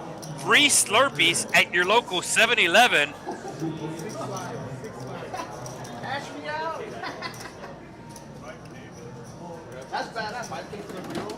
High score right now. It's fucking badass. I might just cancel. What? First place? No, I know. It's like, I think, no, total. My bad.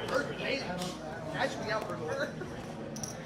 So we had a huge turnout today for the free roll. As a matter of fact, I just I probably do 100. checked it out as well. Great. Huge turnout for the free roll. 33. 33. 5 folds, 6 folds. Sea-Dog with the suited connectors, putting on a move here.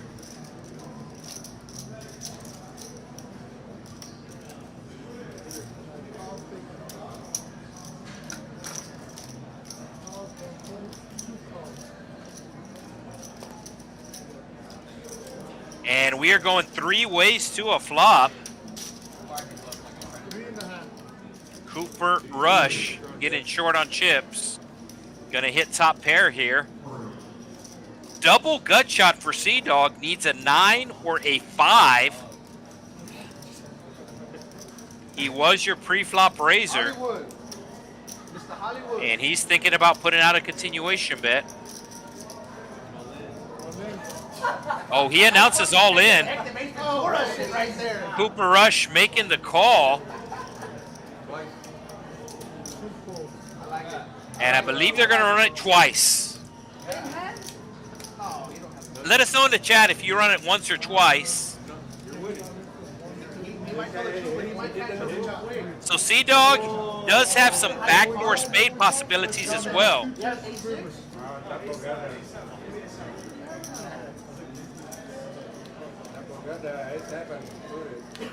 So Cooper Rush going to win the first board. Chop it up. And Cooper Rush going to win the second board. Hey, call it A7. Right, you said A7? A7. Was it suited? 143. Check high. I'm back, baby. Don't do the ecstasy he's fucking talking about. I don't know about all that shit. Molly water? You like Molly water? Sure, man. That's why my name is high. Okay, hey, I'm high. hey, you know a festival called Tomorrowland? We gotta go, me and you, bro. So I was talking about how some of these streams say that they're live and they're not. And I wanna do Molly water. Phil Helmuth has a channel, Poker Brat TV. Says that it's live, but it's not.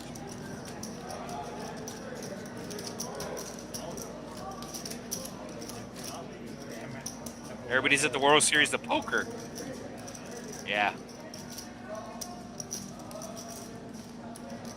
You're pretty good at yoga on that knot over there. Pretty solid.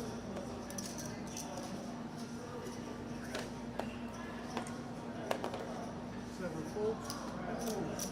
8 folds. 9 folds. 4 folds. 2 folds. 3 folds. There we go. 4 is on there. Sea-Dog all in now. It's a quick call from Simon. 94 on there. Barrels! 94 on there. Barrels! 4 folds. 6 folds. Somebody, 9 folds. 1 fold. 2 folds. muchacho. So I opened up my YouTube while we had the break. No, es que quería que viste la acción. Trident Poker Side action. says that they're live. That is not a live game, folks. Theo Helmuth, Poker Brat TV, saying they're live. That is not live, folks. 5 checks. 9 checks. 5 checks. 9 checks. Looks like the nuts for Simon. Oh, the chop. Sea-Dog gonna get a chop out of this. This is the whole thing. Oh, you got lucky. Yeah, for sure. But still barrels. Hey, you're way ahead the whole time. I had 3-6. 3-6.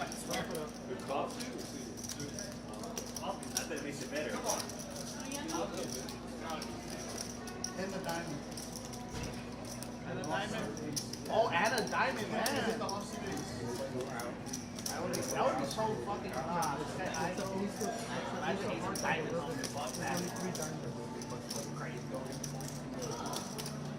didn't realize it was 3 fucking.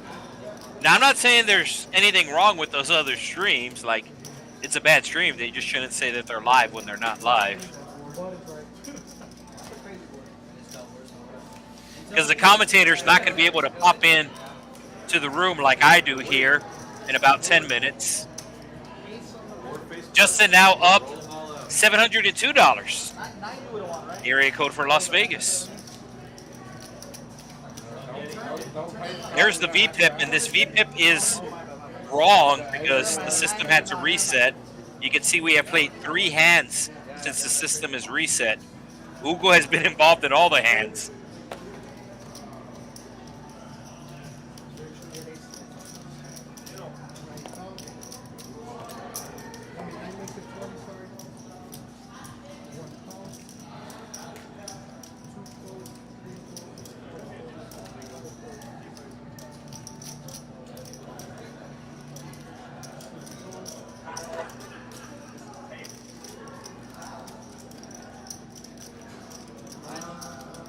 So $20 raise coming from the 7 deuce of Cooper Rush. This is the second time he does this tonight. Last time he flopped bottom 2 pair. This time he will flop air. as the Cajun Asian has an open-ender and Justin has an open-ender. So 2 players with open-ender on the jack-high flop, and Valenzuela with top pair. But Cooper Rush is going to continue on with his shenanigans, putting out the continuation bet.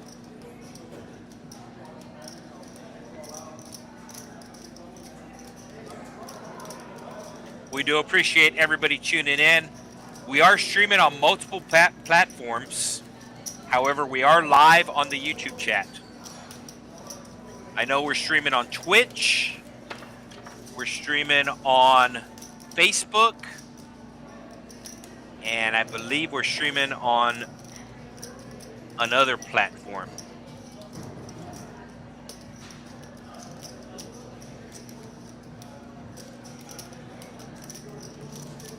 Backdoor spades available for Justin as well. Everybody calling Cooper Rush on the flop. 4 ways to a turn we go. Over $200 in the pot. Board pairing. Cooper Rush should be slowing down now that 2 players have called him. And he does just that. And we should see a big bet here.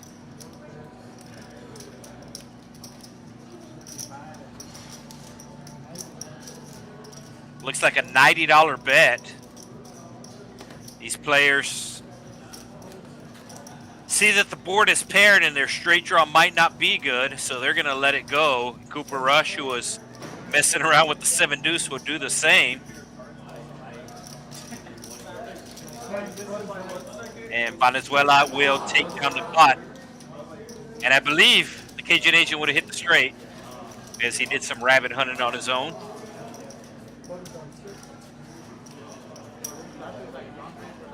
So 3 players down, $300.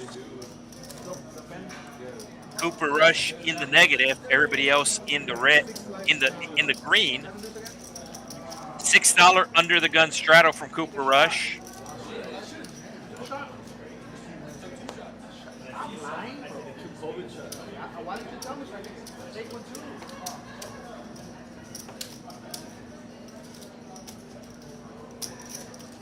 Ugle with the limp.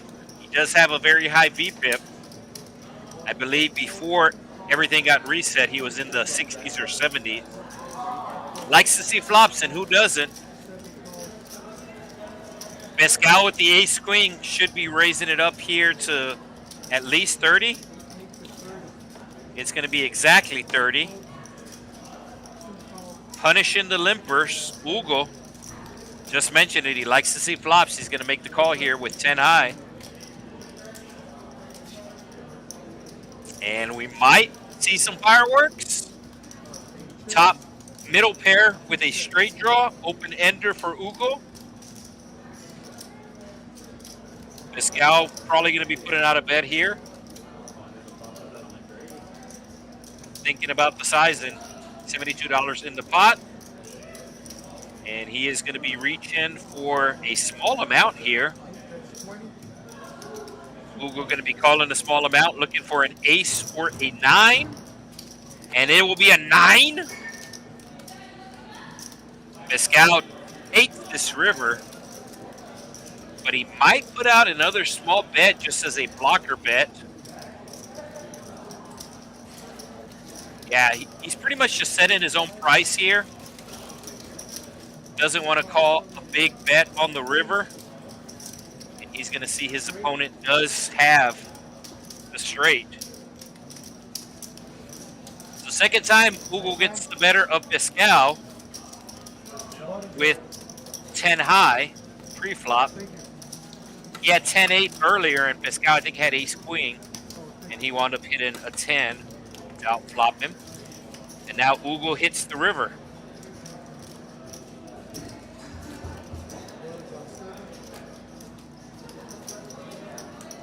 Let us know in the chat where you're watching from. Hey, there I am. Okay. We got a 50 double. There we go. I just popped in real quick. Somebody in the chat said that you're cute. Thank you. No, it was the chat. It wasn't me. Give him your Instagram. What's the date? 50 double straddle. Isaiah. 3 folds. 4 Got a double straddle, first double straddle of the night. 5 folds. 6 folds. 7 folds. 50 to go. Pascal with the deuces. Doesn't want to play him out of position. 8 folds. And it looks like it's going to be the Battle of Brownsville. Folds. The straddle and the restraddle, everybody folds. There was a $20 under, no, there was a $25 under the gun straddle. And then Ugle put on the double straddle to 50. As Ugle has the best hand right now with King Deuce. 1 check. 2 checks. And now Ugle hitting a pair. 1 bets 30. $30 bet on the turn. Makes the quick call. To the river we go. $164 in the middle. The King Deuce is going to wind up best. Let's see if the 10-4 puts out a bluff. And he does slide out a bluff here of $60. 65. So let's see if Ugle's going to be able to make the call here with bottom pair. These two players know each other. They're both from Brownsville. Ugle gonna make the call, doesn't believe his buddy. His buddy just gonna show the 10-4.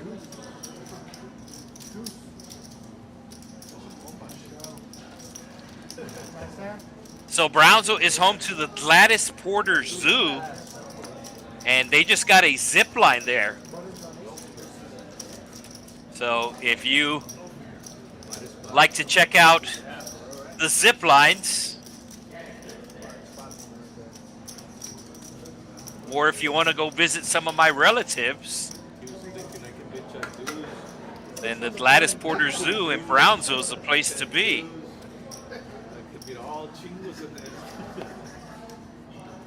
$6 button straddle from Pascal. He is down the most this game. He's also traveled the furthest.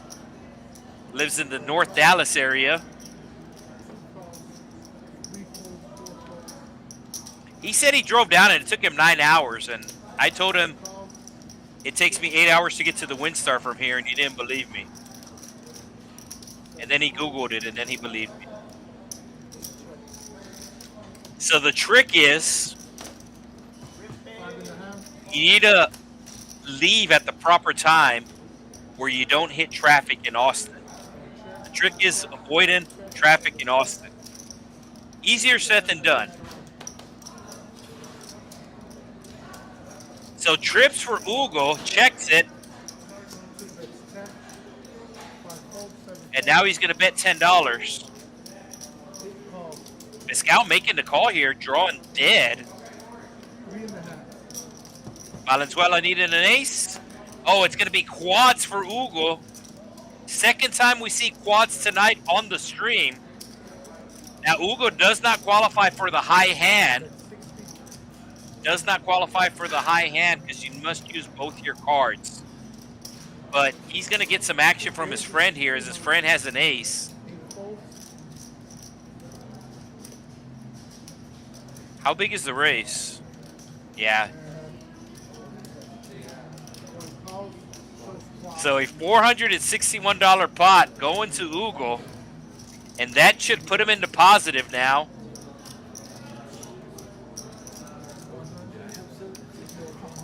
I was hoping that you would show the 7. I didn't remember that. Yeah. Imagine, we have an issue. Table 9. 7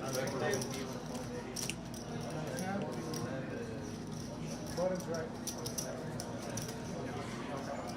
So we are getting ready for hand number 43. Normally we'll get in between 80 to 100 hands here in the stream, although we were down for about 15 minutes as one of the computers had to get restarted. So if you're just now tuning back in, welcome back. This is 1-3, $1, $3 blinds from the Texas Card House Rio Grande Valley. We are located in South Texas, city of Edinburg, to be exact. One of the many cities and towns that make up the Rio Grande Valley, but we're in the city of Edinburg, home to UT RGV. Oh, and action heating up as we have two players all in. Sea Dog with the suited Queen Jack, but we did see Wizard fold the Queen Jack as well, and there goes another Queen from Justin. So Sea Dog's going to be in some pretty bad shape here, as we have had 3 of his outs folded. He's going to probably need to hit some spades. One time, they say. I like it. One time.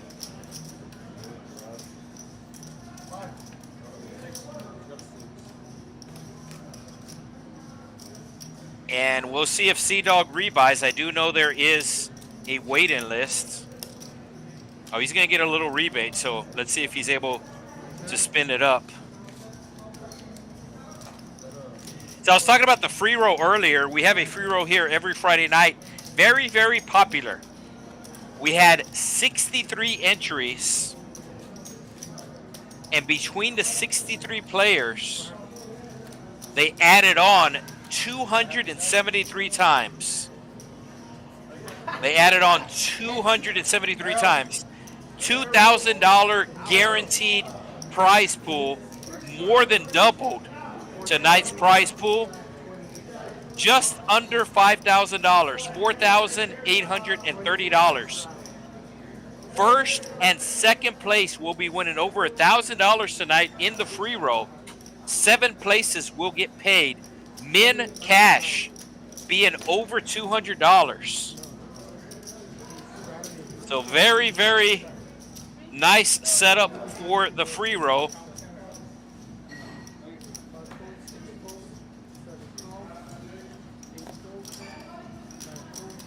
Cajun Asian with the Ace King. So Sea Dog. Oh, so I talked about this earlier. Sea Dog straddled half his stack under the gun. He straddled half his stack under the gun. Cajun Asian, being cagey, he just called, knowing that Sea Dog was probably going to go all in with any 2 cards, and that's what happened. So now Cajun Asian puts in the back race. So very cagey play by the Cajun Asian, and he's going to get immediately punished as Sea Dog hits a queen.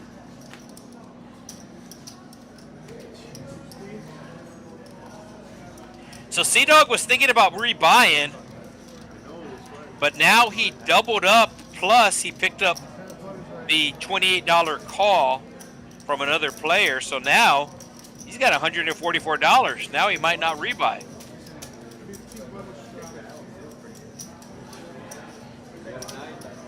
Wizard and C3 up $361.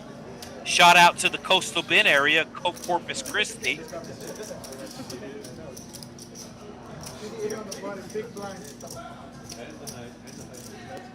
And the straddles continuing here as Ugle will put on the straddle on the button. Action starting to the left of the straddle.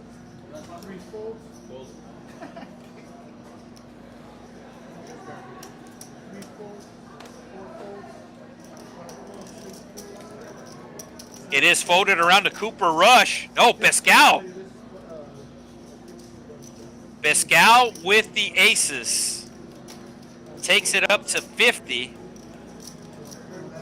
And he's not going to get any action. I'm in best shape. Oh, yeah. Wait, against you? So Pascal, who is down over $400, looked down at aces, thought he was going to make some money back, and he did. He made $20 in that hand, 19. Not what he had in mind, but at least he didn't lose. Ace check. Ace check.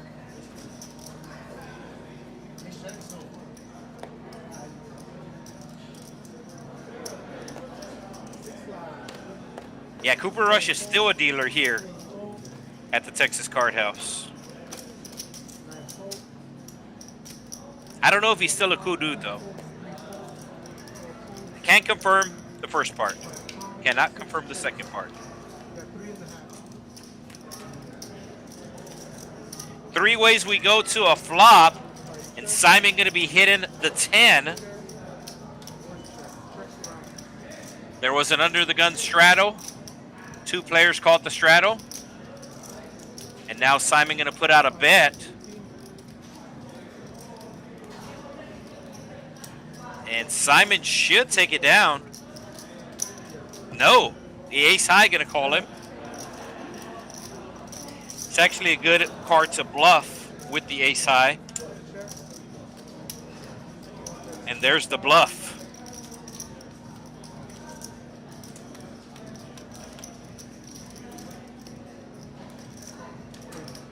The bluff's not going to work.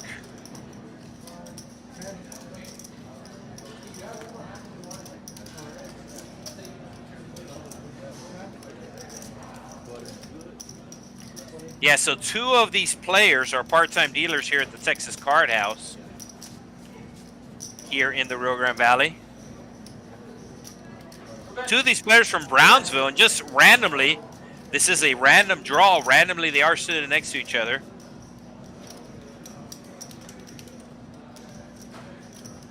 And then we have Sea Dog.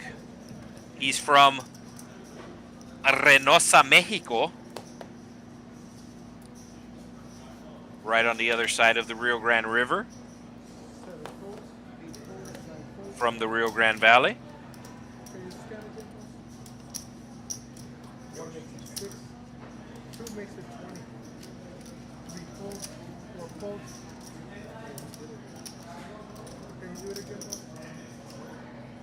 Looks like Ugle's cards didn't scan, so we'll try to get it.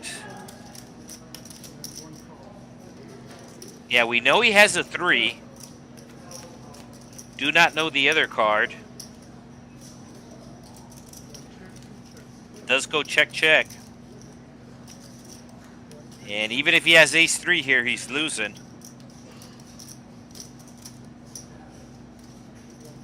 So Valenzuela going to be picking up the pot here.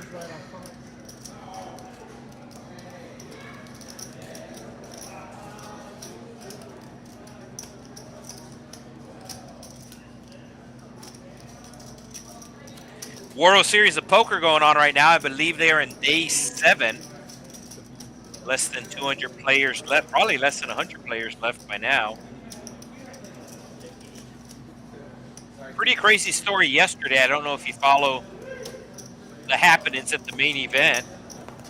As we have Pascal raising it up with his ace-queen, getting a quick call from Cooper Rush, who also has ace-queen.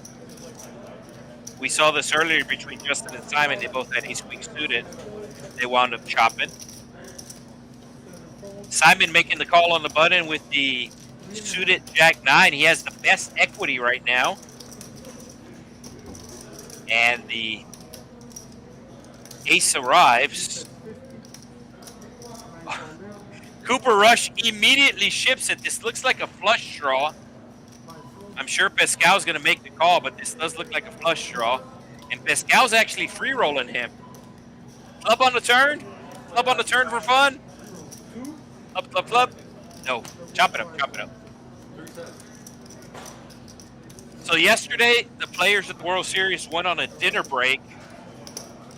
They came back from the dinner break. The overall chip leader, all the players that were remaining, the overall chip leader comes back from the break, gets involved in a hand, has pocket 9s, his opponent has pocket aces, and they both have a full house. He doubles up his opponent. The very next hand, same 2 players. He has a straight, his opponent has a flush, and he's out of the tournament.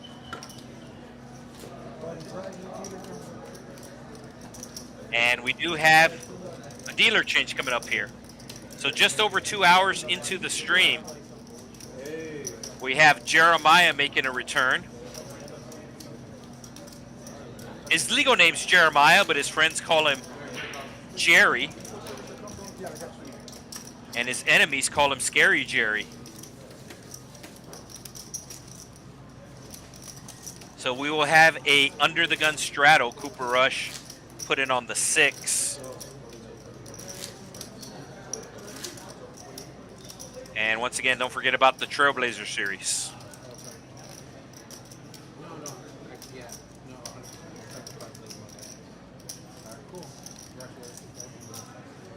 So exactly halfway done with tonight's stream. Still have 2 hours to go.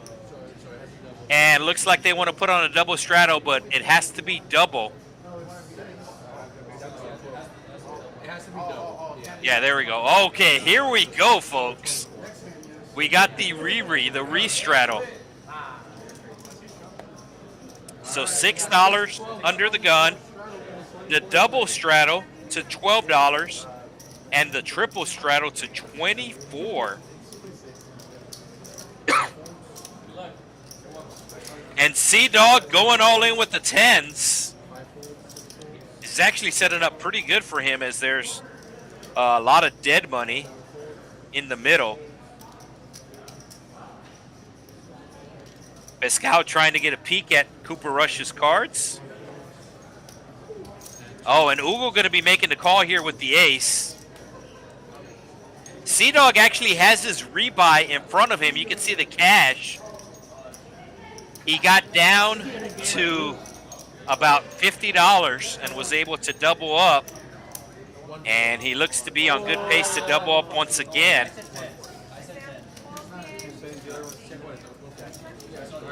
Good luck, gentlemen. Ugle going to need a hit an ace. Happens 16% of the time. Make that 18% of the time. He does hit a 6. He does pick up another out. Ooh, the case ace arriving.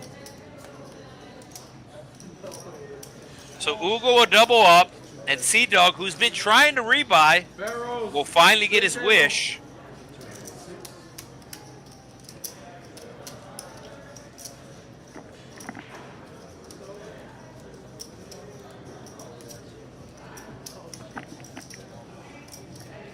That's going to take Ugle up to over $300. And Sea-Dog is down $500.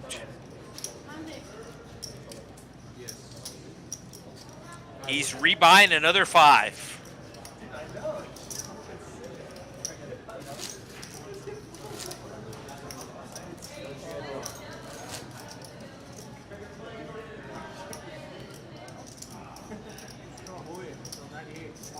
So we go from a triple straddle to no straddles this hand. Action on seat 1. Valenzuela doesn't like what he sees. Ugle likes to see flops. He's going to limp. Sea-Dog had 10s last time, has 9s this time. Simon not at his seat. Would have had ace-queen. All the 9s are dead. 9-5 getting folded. And we know that Ugle likes to see flops, so he's going to be calling the 15 here.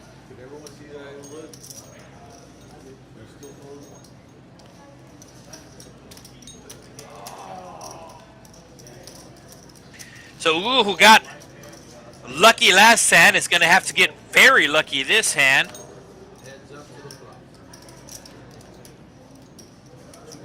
He does hit a 7. And he also picks up a straight draw, although the straight draw will be a chop. Does go check, check.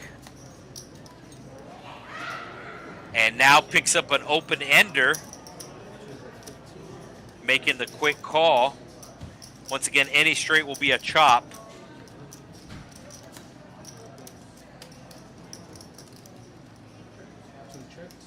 Check, check. And Sea-Dog will get a little revenge on Ugle to the tune of $64.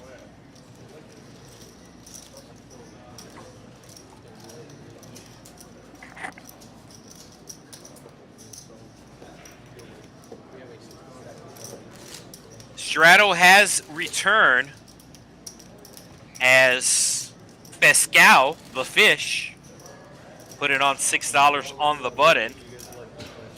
And Simon wrapping up his smoke break.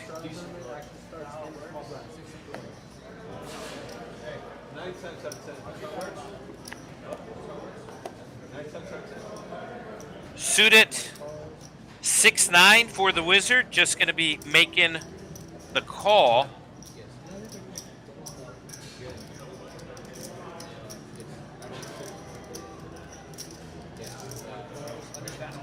Wait, there was a raise. Ugle raised it up. Ugle raises it to 18 with the natural 9, 4-5 of clubs.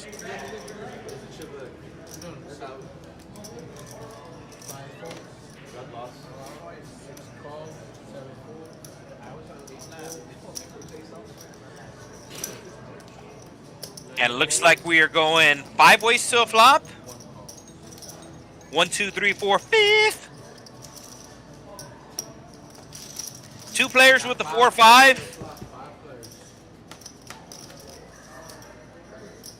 And they each hit a 5.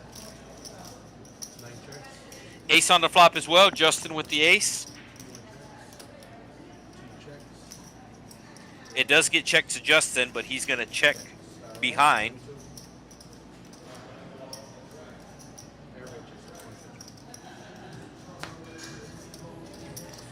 Board pairing on the turn. Small bet coming from seat 1 here.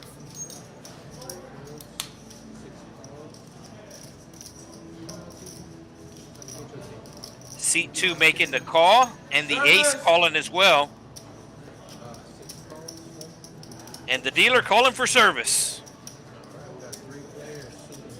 As we go 3 ways to a river.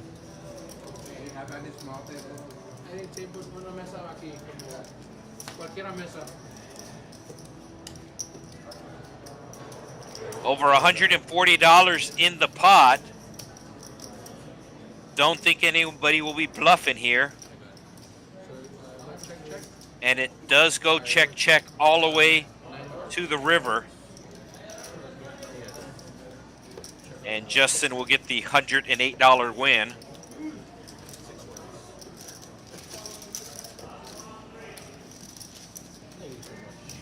So we do stream every Wednesday night and every Friday night from the Rio Grande Valley. Wednesday nights we stream on the secondary channel, which is called Texas Card House.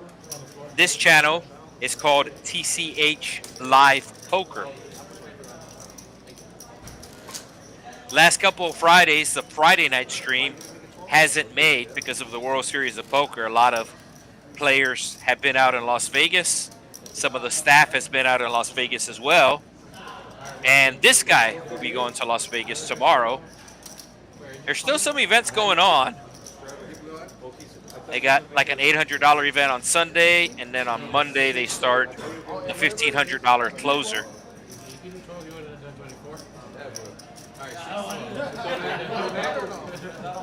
All right, we got the straddles back. 6 under the gun, 12 with the double straddle. Action's going to be on Simon.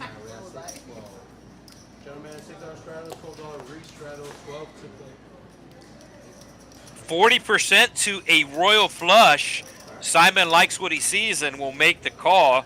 Justin squeezing his cards, king, queen. And he will also be making the call. Cajun Asian. Just calling with the ace, queen. I do not like this play, and we lost something.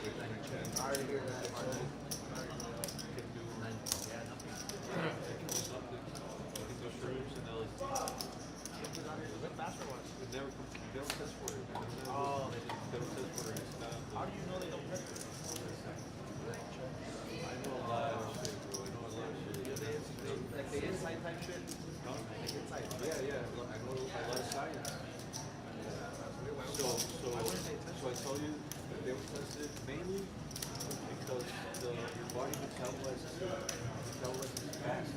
By tomorrow you're clean. It's still the molecule. Oh, I thought it was cost your body fast. Yeah, so All right, we're back.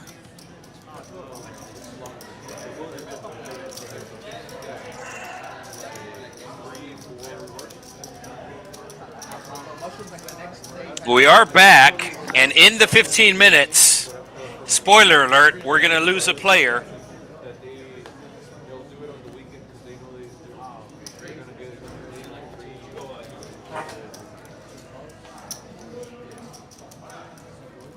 Appreciate for the folks that stuck with us. Been having a Freaky Friday tonight.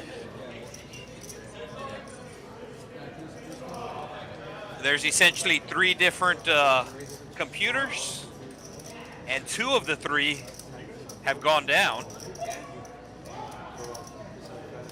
Cajun Asian with the Ace King putting on a big raise here. As in at luck with the Ace King tonight. See if he's able to turn it around here.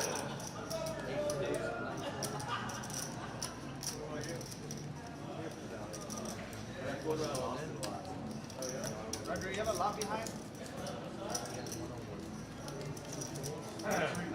No, we got an all-in here. So coming back to a good hand. Kind of worth the wait. Ace King versus Queen 8. Cajun Asian has not had good luck tonight with the Ace King.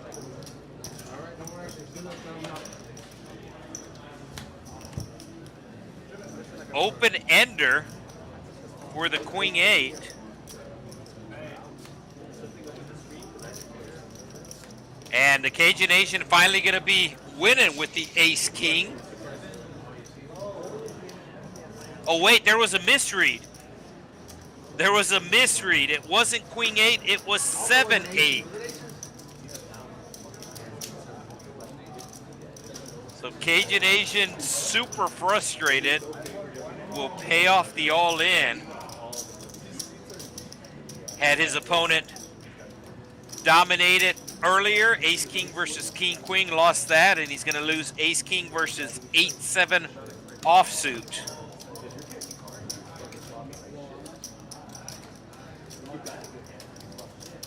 So welcome back. As I said, thank you for those who stuck with us.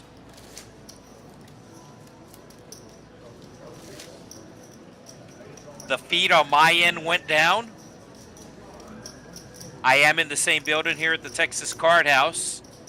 Do have a laptop connected to the Ethernet, to the internet, and the laptop went down. So got that restarted. And once it got restarted, the system automatically builds in a 15-minute delay. So had to wait for that 15-minute delay to be built in.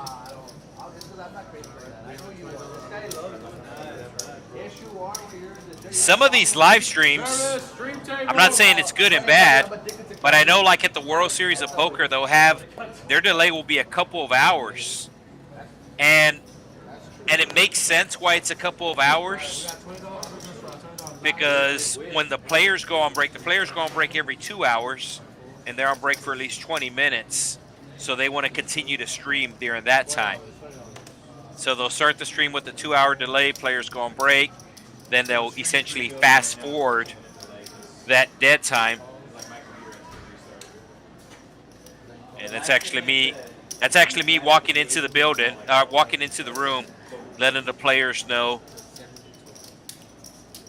that the stream is getting rebuilt. Yeah, when I walked in, I had the feeling the Cajun Asian just lost the big pot, and we just saw that pot.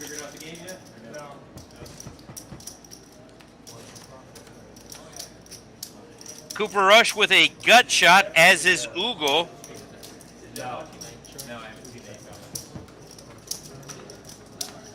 King high still good for Cooper Rush. And it's going to go check, check. Does Ugle bluff? I don't think Cooper Rush is going to bluff. Yeah, Ugle puts out a bluff on the river. And he's going to take it down.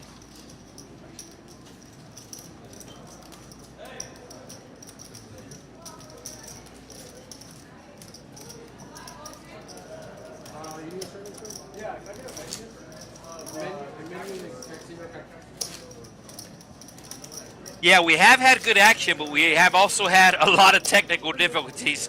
Hopefully all that is behind us, as one of the computers, the action tracker for the production crew, had to get restarted, and my computer had to get restarted.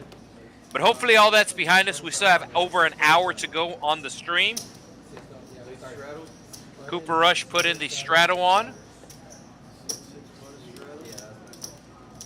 $6 button straddle.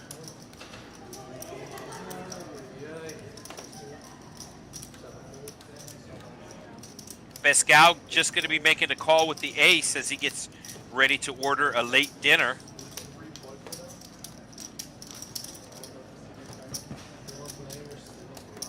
Four ways we go to a flop. Queen high. Flush draw for Cooper Rush. Middle pair for Ugle. And open ender for Venezuela. Cooper Rush going to go all in with his flush draw here. He also has a gut shot needing a 5. Oh, really? You guys have same one? I forgot. If you win the hand, he gets double, whatever the problem is. Running it twice with the nuts is also his favorite move. That's crazy. Not showing quads for the high hand. Oh yeah, that's a very advanced. So the open ender. Yeah, it is. He blocked quad 8. Of Valenzuela thinking about calling him. I can't have quad 8s with one. And he does make the call. The 6 of clubs is on the board, so he does have backdoor flush outs as well. So straight draw versus flush draw. Both players with 8 high, exactly $200 in the pot. And a club draw now showing up. The 4 arriving to make the straight. And Cooper Rush is going to get knocked out. He's like, did I have fucking 8s? So we do have a seat open on the stream table. I was thinking I should have stayed. Did you see it? Did you see the hand on the screen? The 8s? Quad 8s? Appreciate the love from the super chat. And if you don't want a super chat, that's fine. You can just hit the like button. And with all the technical difficulties tonight, I don't know how Wizard built his stack, but that's one of the good things about watching on YouTube is you are able to rewind even if it's a live stream, you're able to rewind. So I don't know exactly how he built it, but like I said, you are able to rewind on YouTube.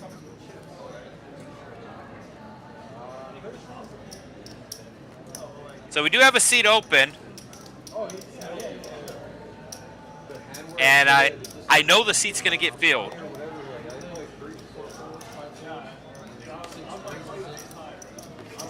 Small bet from Justin here with the natural 9. Takes it up to 10. Cajun Asian. Going to be calling with the ace. Ugle has the highest VPIP tonight. We'll be calling with the King 7. And we have a $33 pot. Bottom pair for Justin. Does he put out the continuation bet? And the answer is going to be yes. Bets half pot to 15. That's going to get the job done. Yeah. Shit, I would love that quad 8s. I'm down like $400. You don't think I'm So gonna? when he did that shit, bro, shit, I would have known. If he did it smooth, like, I would have known. You scared me that I pulled it. Oh my god. Yeah, There's no way, no, you didn't have it right. You would have. yeah. The stream was dark for 15 minutes as we were rebuilding the 15-minute delay. That's the only hand I remember. Jeff tuning in tonight from Miami. I don't need him. I don't want him. I lost more. One time I left during a football game, 3 calls, and they were, you know about the numbers, right? Like football. You ever heard about that? Here, if you would win like certain hands or whatever, they would give numbers. We are in a very similar latitude to Miami. We are in South Texas, Miami in South Florida. But pretty much you go directly east from here. You wind up probably closer to Fort Lauderdale than you do Miami. Of course, their famous beach is South Beach. And then our famous beach down here is South Padre Island. I have been to both beaches, and South Beach, the actual like sand and waves and ocean, very, very similar vibe to South Padre Island, in my opinion. And then I got one of the numbers already on this side, but to get the correct number on the other side, I need them to score 3 touchdowns. Like the math right for it was 3 touchdowns. So we are going 4 ways, 3 ways to a flop. I saw the pocket 5s. So Sea-Dog has a straight draw and still has the best hand. Not sure if he's worried about the ace.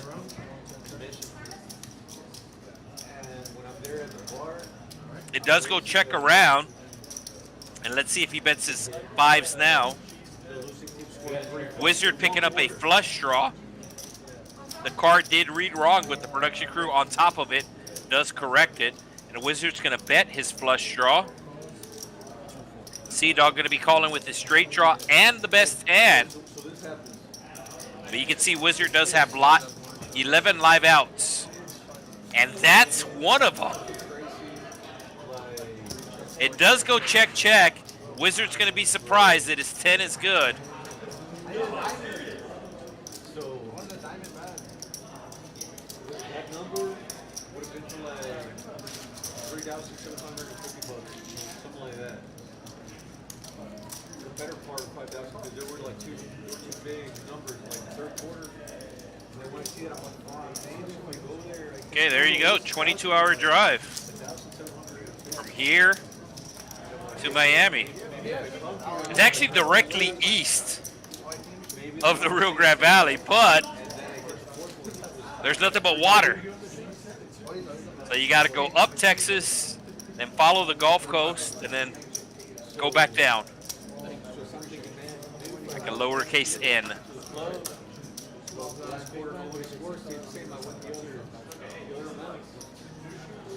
The furthest drive I made was just south of Tampa, Bradenton area.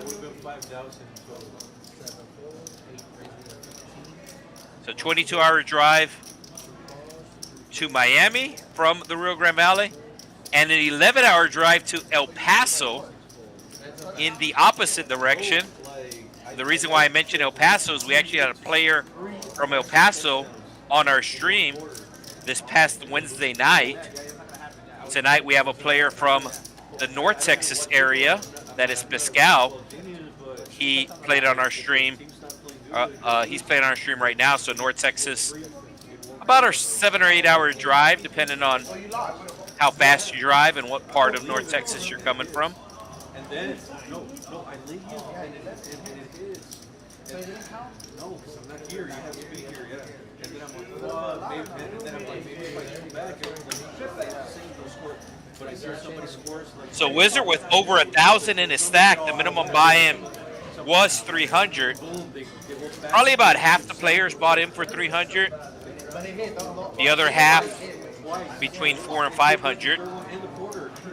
That's what I'm saying. That I'm saying that I figured, okay, I didn't win the quarter. Pascal with about 1,000 in his stack. No, excuse me. He's about $1,000 into this game. So it didn't come back, and then it got back again to the 8, raised it to 10. What would it been for like 8,500? Pascal with the suited connect. Going to be raising it up. What's your name, Wayne? I don't know, cheat down Total. crazy. One of them was like 3,750. We are going 4 ways to the flop. 2 players with diamonds, 2 players with queens. And the king for Ugle is going to arrive. I would have posted you for sure on the social media. We're so happy I left. Oh, yes, bro. Oh my God, that's so true, dude. That's true. When you think about it, like that, yeah. When you think about it like that, So flop has not read yet. We do see the flop, but normally in the lower right-hand corner, it'll pop up, and there it is. So now we will see where the action is. It did go check all the way to Ugle, and Ugle's going to put out a $20 bet, and he's going to pick up 2 calls here. like they're just giving you, like, hey, just smoke a city. I don't know, free pack, stay outside. Ugle way out in front. 50 yards of us. You could have bought a chain with a ganja. Maybe Pascal drawing dead. Same, no, I'll be the same shit. Couldn't avoid that. And he will get out of the way. As once again, the 2 Brownsville boys will battle it out here.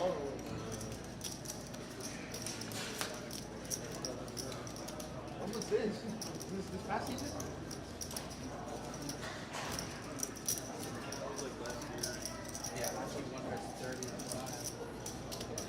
$35 bet on the river. Ugle with the king should be making this call. And there's the call. And there's the new player that we have. So not 100% sure they drove together, but I'm pretty sure they carpooled together. Brownsville about an hour away from the Texas Card House Rio Grande Valley here in Edinburg. Both these players from Brownsville, first time playing on the stream. And they are not soft playing against each other. They are trying to bluff each other. They're making calls.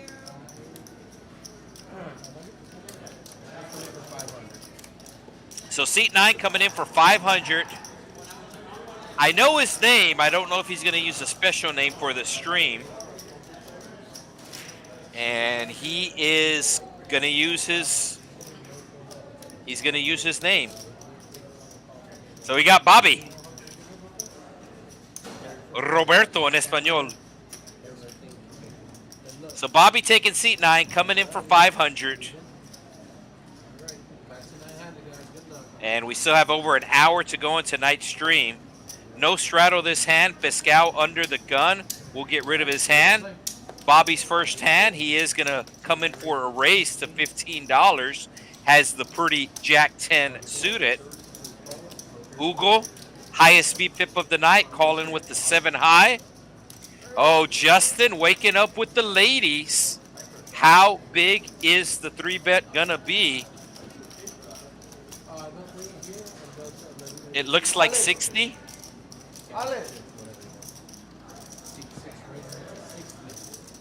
It is confirmed to be 60, and Bobby going to play his first hand. That's probably going to bring Ugle in. It does. And we got ourselves almost the $200 pot, $198, $183.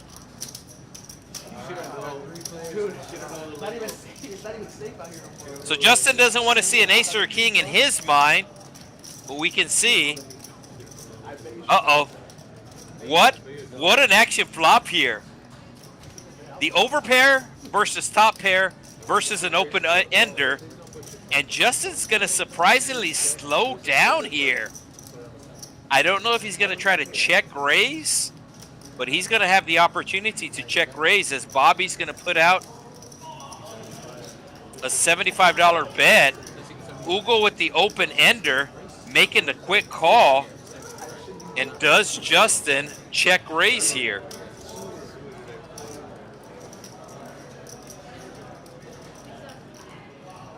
Really giving this some thought. Never folding. The only question is, will he raise?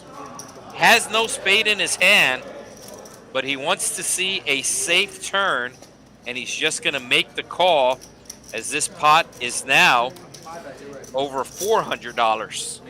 Bobby looking for a jack or a 10. Ugle looking for a 9 or a 4.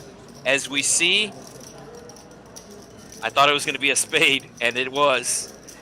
So Ugle going to hit his straight. And Justin, who just called with his queens on the flop, wanted to see a safe card, and that is anything but safe. And now Ugle going to be betting his straight here.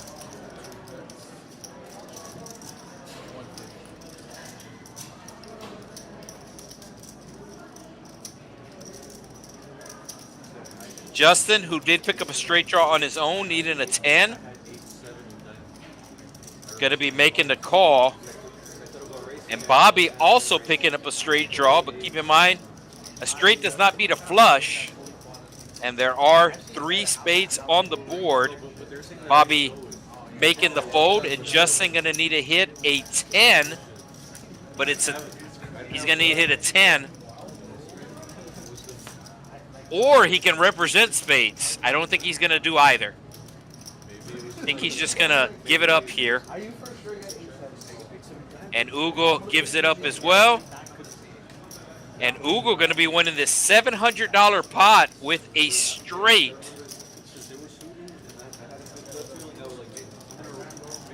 I don't know if any of his opponents would have called a big raise on the flop.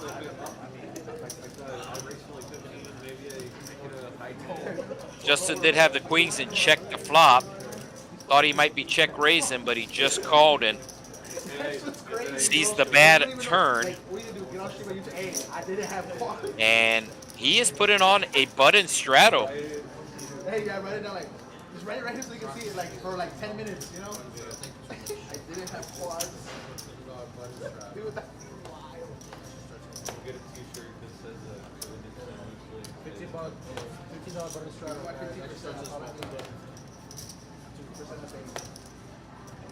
So Frank sending some love to John Dre. That is the Cajun Asian's real name. John Dre has definitely been running bad tonight. So Bobby's first 2 hands coming in for a raise on each of the hands. The orange looks sick. Like, I like how it highlights.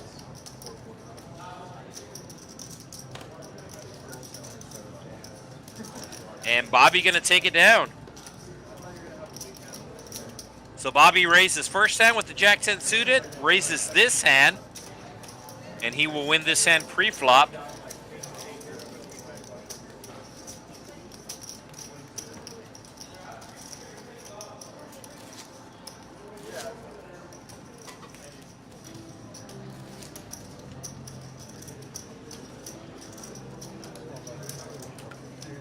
Let us know in the chat where you are watching from.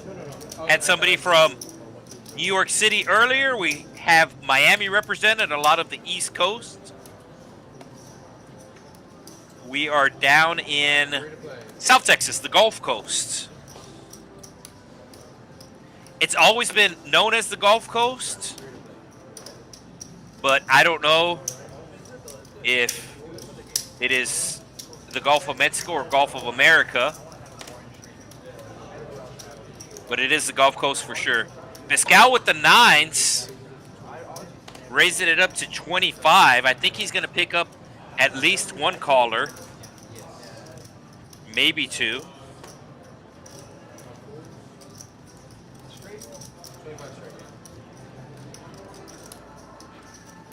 Or maybe none. I thought Ugle was in the hand. Ugle is not in the hand. Ugle would have called him.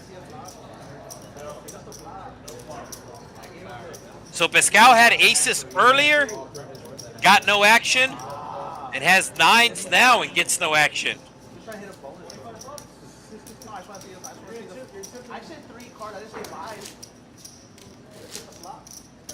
I want to see where my luck's at. Actually, 22. It would have helped it because you know what, next time I get that hand. Let's see if we have a straddle this hand.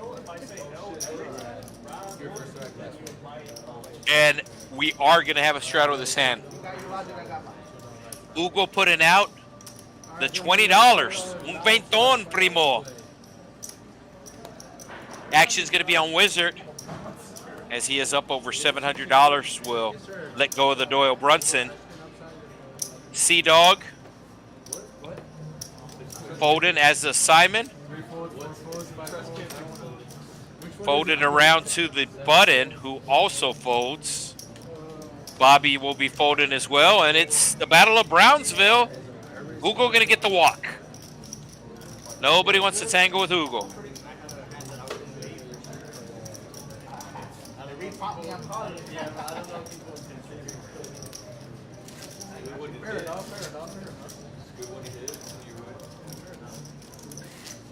Let's see if Bobby puts on a straddle. I don't think Wizard will put on the straddle under the gun.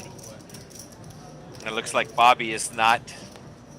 So just your normal 1-3. Taking a look at the VPIP, Ugle in at over 70%. Sea Dog with a small raise, the smallest, takes it up to 6. Pascal with the 7s makes it 25 straight.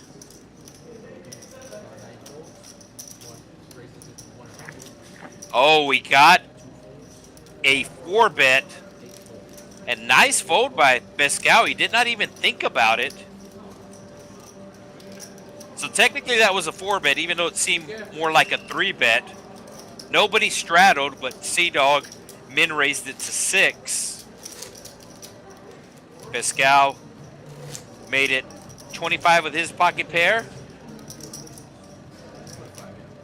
The queens out of the small blind put out the 4-bet to look like 100 or 125. I don't even think the dealer had a chance to count it, as Pascal made the snap fold.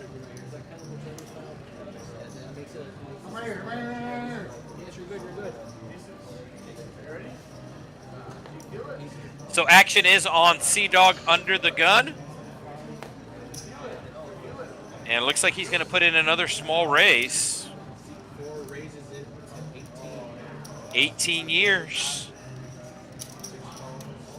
Justin calling with the worst queen. Cajun Asian. It's showing he has $457, but something obviously got punched in wrong, because he does not have $400 in his stack. He calls with the suited ace. Bobby calls with the suited jack.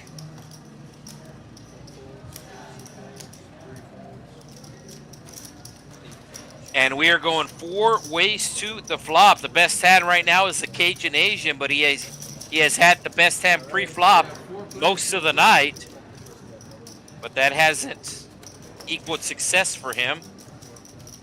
And we can see he gets out-flopped again. Everybody with a little bit of something, with the exception of the Cajun Asian. Justin with the open-ender. Bobby with the middle pair. And K-Dog with the 2 overcards and gut shot.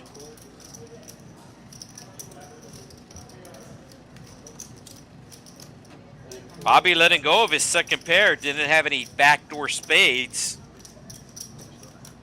Sea Dog with the 2 overcards and the gut shot will be cutting out a call. Does he slide it forward? He's in for 2 buy-ins, bought in 500 each time.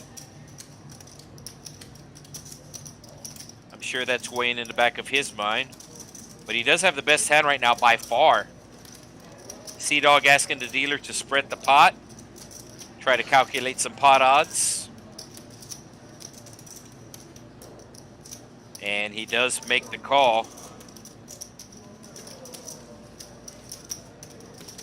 Justin's going to have to fire again, either the turn or the river. Let's see what the turn is.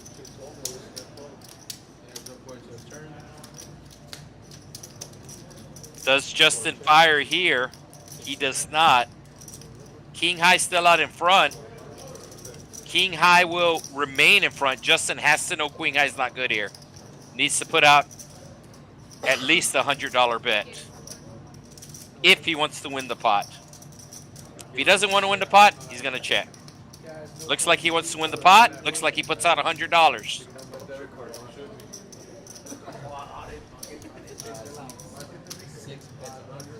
And there you go.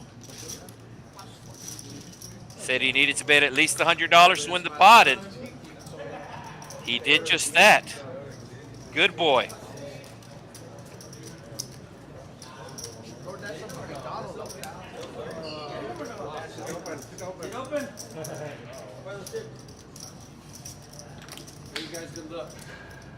All right, so last dealer coming into the night. We have exactly 1 hour to go on tonight's stream. And if you still haven't hit that like button, make sure you do take care of that. Not only does it help with the algorithm for our computer overlords, it helps with my paycheck.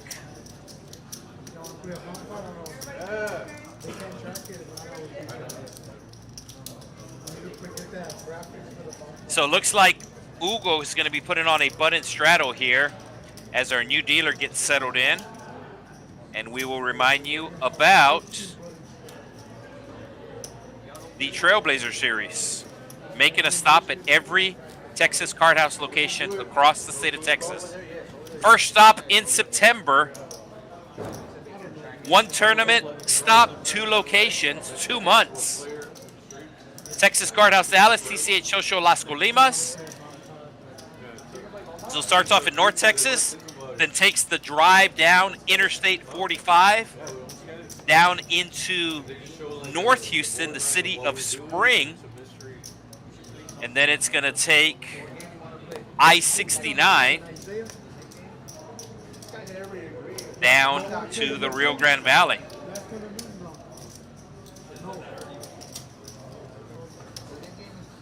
Let's see, it'll be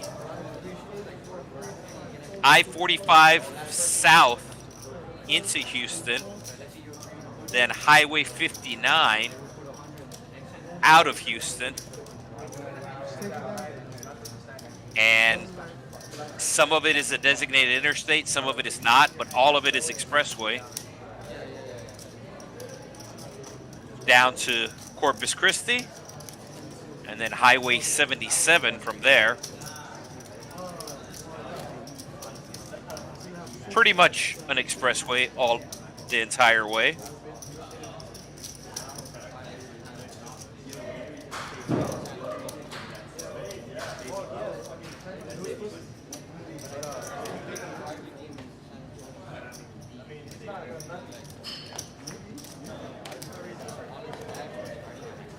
Cajun Asian with the 6-9, going to be calling the straddle. Mescal with the suited 9 as well. The queen 9 takes it up to tray 5.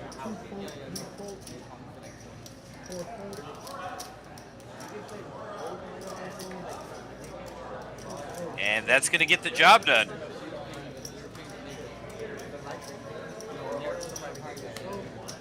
So about the 3rd time we have a raise and take from Mescal, and I think we've only had about 4 or 5 raise and takes.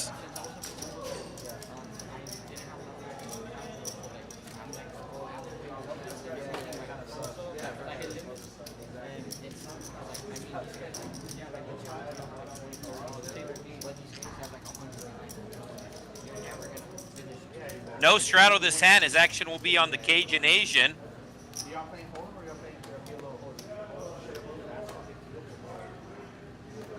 Sometimes when you're at the poker table, you run hot, the deck hits you.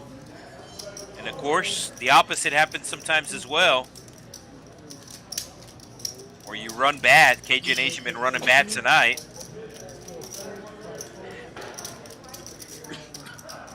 Wizard raising it up with the pocket 8s. Getting a call from the big blind.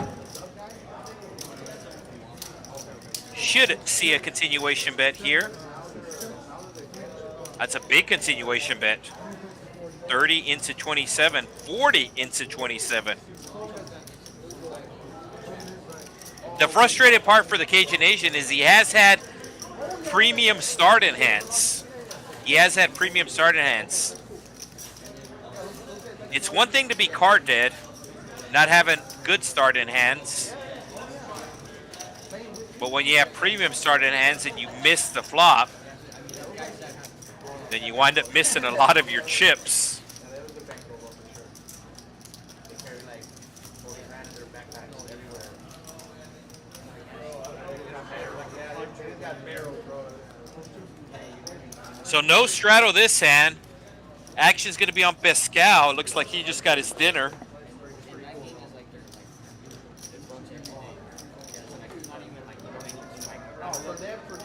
He's going to be raising it up to 15. I think he has a good hand here. Oh, yes, indeed. The good old Eden tell. If somebody is Eden and they play their hand, chances are they have a good hand. And you can see he just got his food. And he was pretty hungry, started to open his food, and then he saw the ace-king and stopped. That's sad, bro. They knew a white guy was worried. This guy doesn't know. Now that is pretty wild. Wait, is it the one next door? Just walk over and get your chips. Yeah, I might. Yeah, I just say my chips never came in my bag. Raise. Makes it 80. Basically a min raise on the 4-bet. He's trying to clear out seat number 1 here. And he's going to be able to accomplish that. Wants to play heads up, does not want to play multi-ways. And we're going heads up to a $179 pot. 1 overcard to the 9s. Pascal does check. And it does go check, check, as we see a 7 on the turn. This would have been a huge flop for the 10-8 of spades. Pascal hoping to get another free card, and he will. And that free card is going to get him the win as he hits the king. And what is the size that he's going to go with? 4-bet pre-flop. Flush did arrive. And he's really thinking about a number that Ugle will call. Does he pick the right number? 125. He does not pick the right number. Flush draw also arriving, so Ugle lost to the jack, lost to the king, and lost to the spades. And he figured those were too many hands that beat him. And he was correct.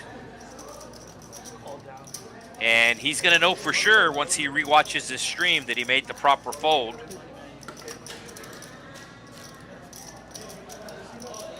Pascal winning that hand, but still down about $400.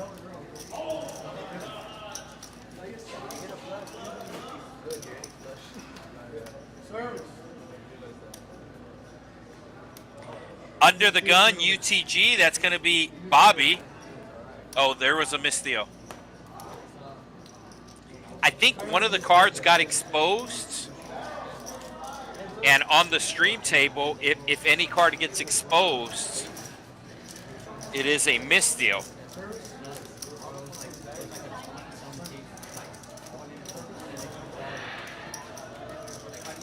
So there is a couple of different things on the stream table. It's actually like a tournament where the players get blinded out if they're not at their seats. And the reason is because of the software.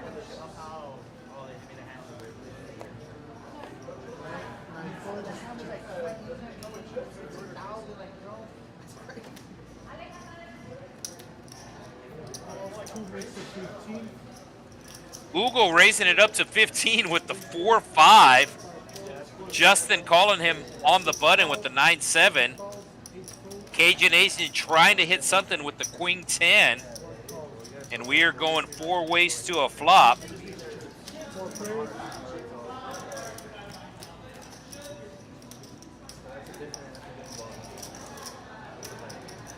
So Cajun Asian hitting a queen, but his run bad continues as one of his opponents has the 4. Valenzuela with the 4. Oh, I just realized both his opponents have a 4. The Cajun Asian is running horrible tonight. Ugle making a full house. Cajun Asian wisely checking here. Doesn't know how, but he figures one of his opponents has a 4.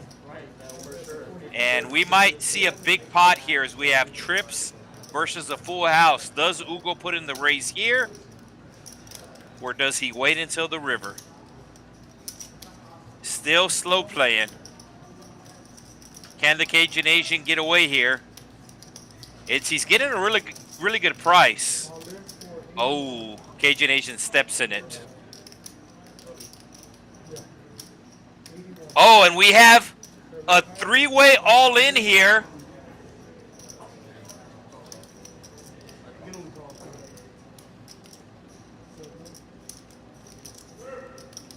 Valenzuela moving all in, drawing dead. Cannot hit a 4. There's no 4s left. Cannot hit a deuce. Cannot hit a 5. Cajun Asian drawn to 1 out. I think he has 2 outs, right? 7% would be 2 outs. He might have all 3 outs because it's double, right? 3 outs times 2 if there's 1 card to come. So he might have all the queens available. Yeah, okay, so I gotta wait till the river to go on this. Dog, Dre had this. I mean, So it's still showing that Ugle hasn't called, but Ugle did call. And once, there we go. Once it recognizes it, we're gonna see. Enjoy your queso, big dog.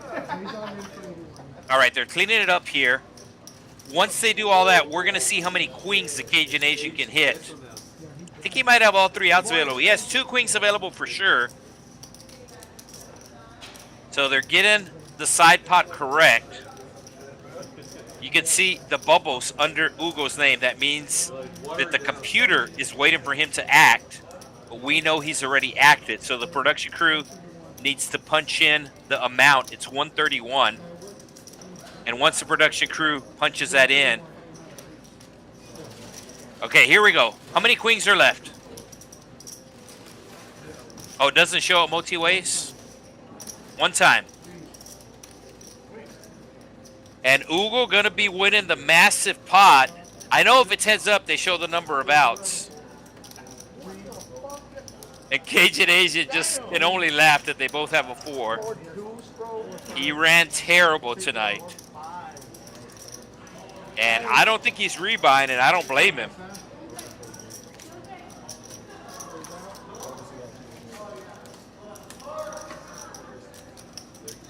We might have lost 2 players.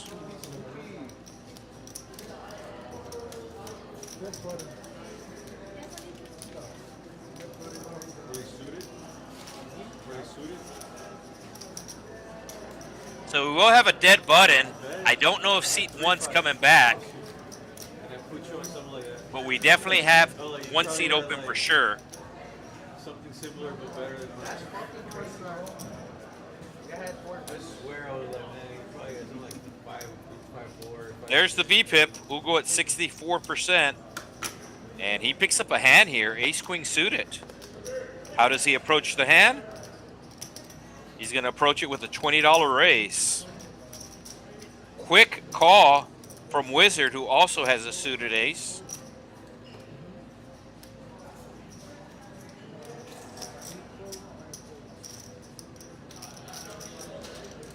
Yeah, we have a couple of players on the waiting list. Wow. We just saw fireworks, and we might see some more fireworks. Ugle flopping the ace with the queen kicker. Wizard flopping the ace with the flush draw. Continuation bet of $40 from Ugle. Wizard just calling here. Doesn't want to scare off his opponent. How big is Ugle going to bet? Oh, that looks like over $100. The dealer's going to break it down and let the production crew know. And then the production crew will let us know. I think it's 130. No, it's 100. Looked like more than 100. So to the river we go. Wizard going to need a heart or a 4.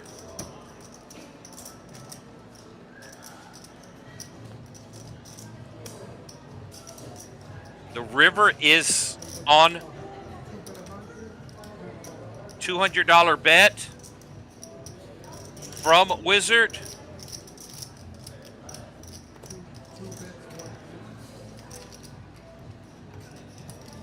$200 bet from Ugle. Wizard thinking about calling. Doesn't like his kicker. I'll be very impressed if he folds here. He does make the call.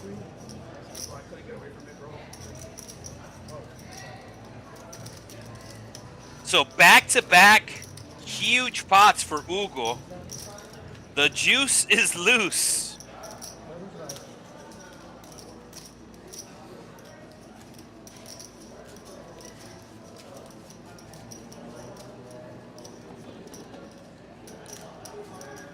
Over 1,500 in his stack.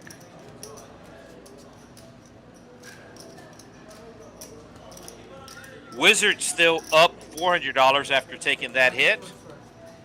Justin in the green for 300. He was in for 400.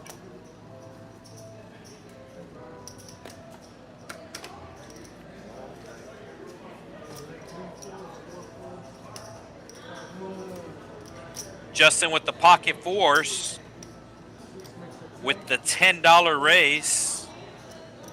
Bobby making the call with Kojak. And Ugo does the same with the best hand.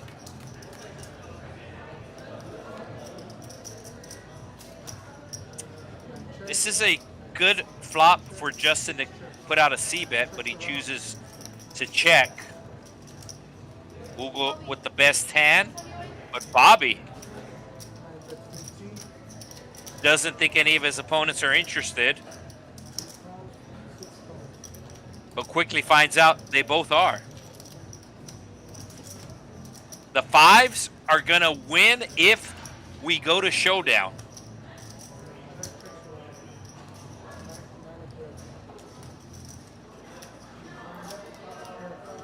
And we are gonna go to showdown, and it's gonna be 3 in a row for Ugle. Turkey time. Gobble, gobble, goo, and gobble, gobble, giggle. I wish turkey only cost a nickel.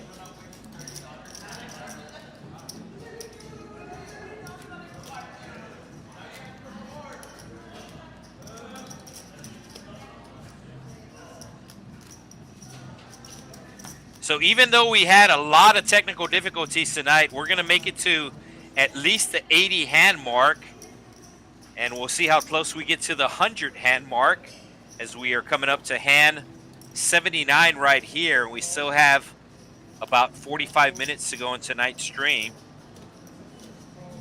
As Justin going to be limping here with the 4-5.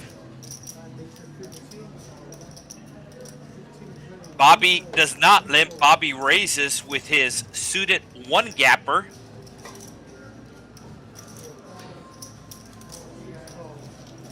Sea-Dog having Bobby's spades dominated and Bobby having Justin's 4 dominated.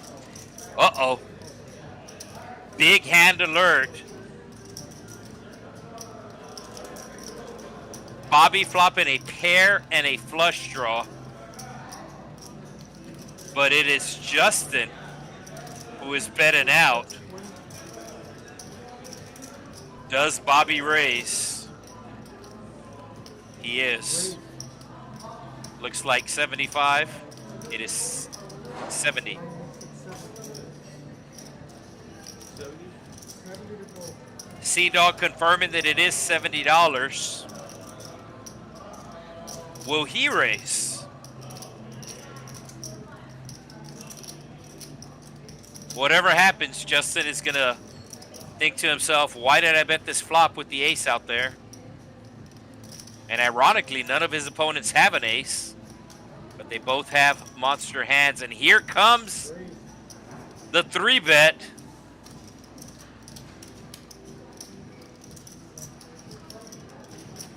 I don't see how Bobby can get away from this hand. I mean, even if your opponent has a set, you're live. Your opponent has a flush draw, you're winning right now. I think all the money's just going to go in here. Very, very rare for a pot to go multi-ways and for it to be 3-bet on the flop. Bobby just makes the call. And look at all of Sea-Dog's outs. Any spade, any queen, any jack would normally have 13 outs, but 3 of those outs have been folded. And to the turn we go. And is this where we see the all-in? Yes, indeed. Sea-Dog moves all in. Bobby can't fold now. Has less than $200 in his stack. Pot's over $500. He feels like he's beat right now, but you can see his opponent is the one in bad shape. There's the call. And here comes the river. Sea-Dog still has those 10 outs. Any spade, any queen, any jack. They are confirming Bobby's stack size. One time. And Bobby's going to hold on with the 4. And Sea-Dog going to lose a $735 pot. Bobby getting creative pre-flop, raising it with the 6-4 of spades on the button, and gets rewarded flopping a pair and a flush draw, and holds on with just bottom pair to rake in a huge pot.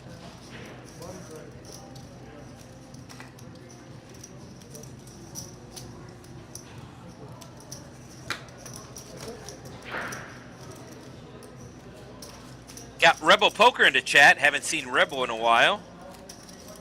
At least in the chat.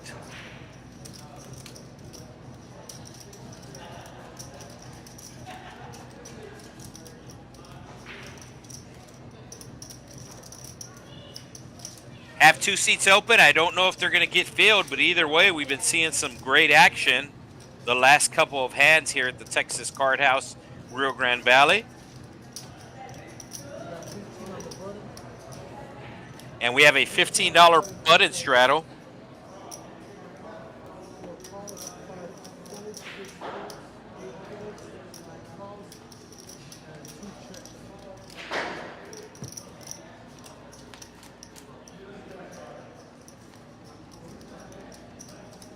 Two players with diamonds. Bobby hitting the 7 and Sea-Dog hitting the king. So round 2. Bobby turning 2 pair. Sea-Dog does slow down. Bobby goes all in. And Sea-Dog makes the call. Sea-Dog going to need a king, a 5, or a 10. All of his outs are available. So he does have 8 outs available. No more action. 88.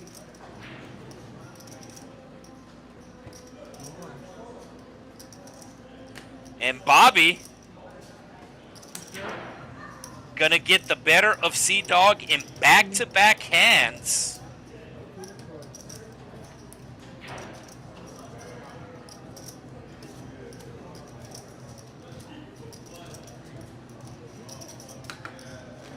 Sea-Dog bought in for $500 twice.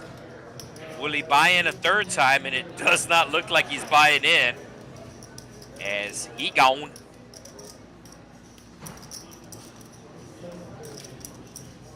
Are we 5-handed? No, we're 6-handed.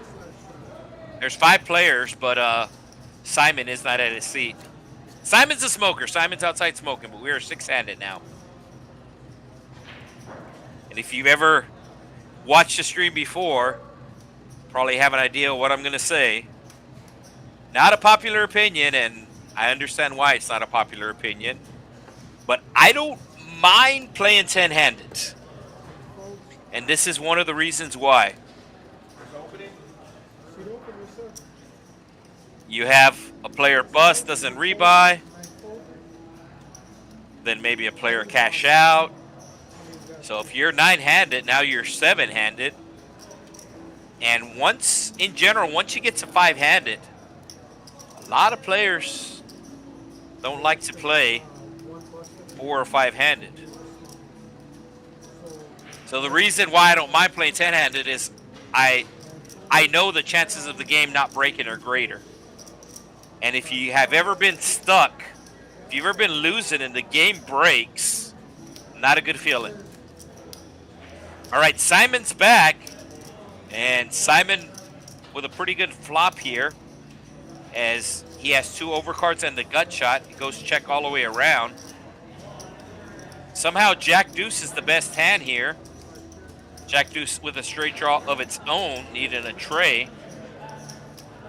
Or a jack also works.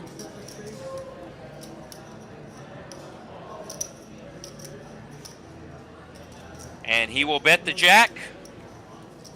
I think we're going to get another player because I do know we do have a list.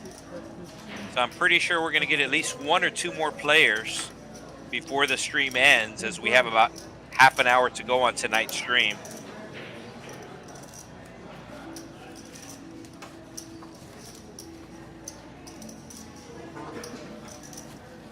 I want to say the last time I checked, the Horseshoe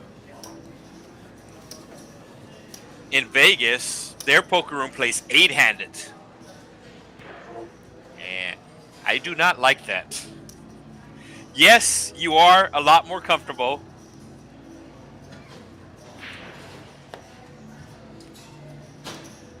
But you're essentially playing 6-handed. Because usually, especially at a casino, somebody's not going to be at their seat. They're going to be on a smoke break. They're going to run to the sports book. They're going to go have dinner.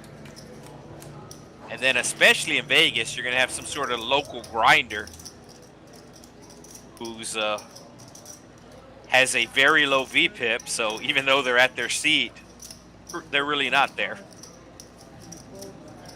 Bobby on a little heater here.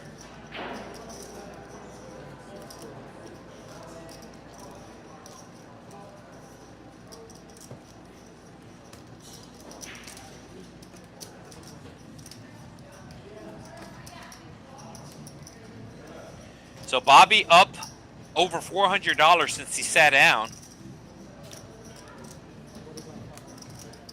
And the player who traveled the furthest to get here tonight is the player losing the most. As a matter of fact, he's the only player in the negative that is currently at the table. In seat 7, which is empty right now, Cajun Asian, he was in for 300. He's gone. And then we have in seat 1,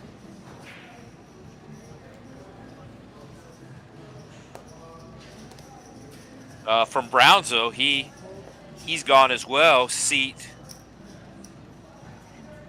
4, Sea Dog, he was in for 2 buy-ins at 500 apiece. So that's why the math does not math.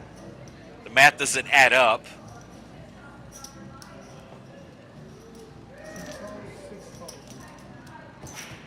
Three ways to a flop we go. And it's going to be a gut shot for everyone. A 10 on the turn?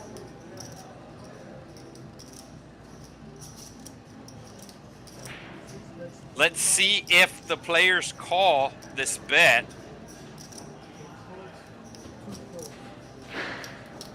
Nobody's going to call the bet. I kind of wanted to see a 10 on the turn, I'm not going to lie. I think you wanted to see a 10 on the turn as well. Because let's face it, one of the reasons why we're watching the stream is we want to see those crazy pots, crazy turns.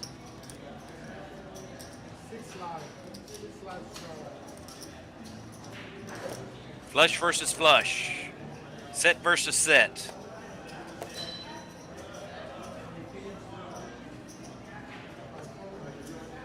Going around to Justin, should be making it at least 10. In Instead, he makes it 6. And giving Bobby a very good price. Bobby's halfway in. Bobby makes the call. Oh, Bobby has the same hand. So Ugle is not in the hand.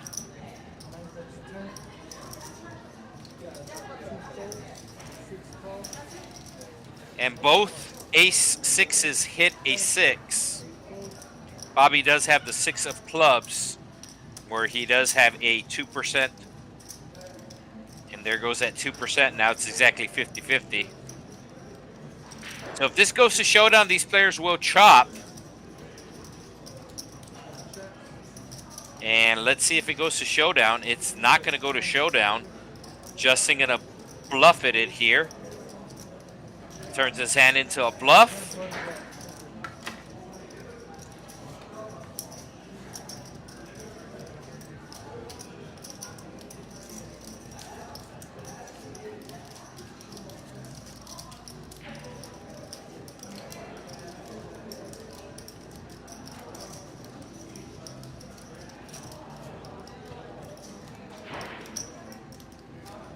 Straddle on the button here.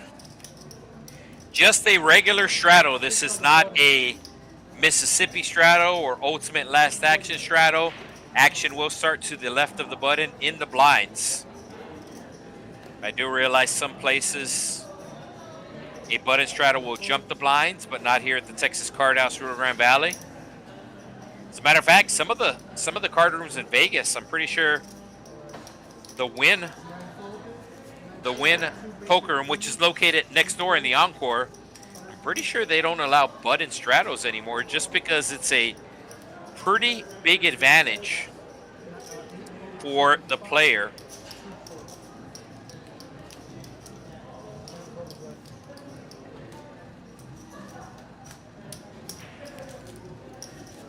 Position very important in poker. And you're essentially letting the player that has the best position get an even greater advantage.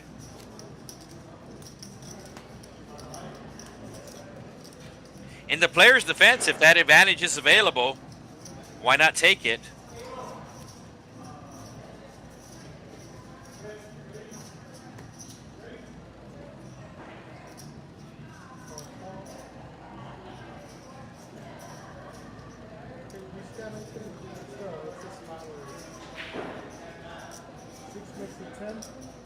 Justin with a small raise here with the suited ace.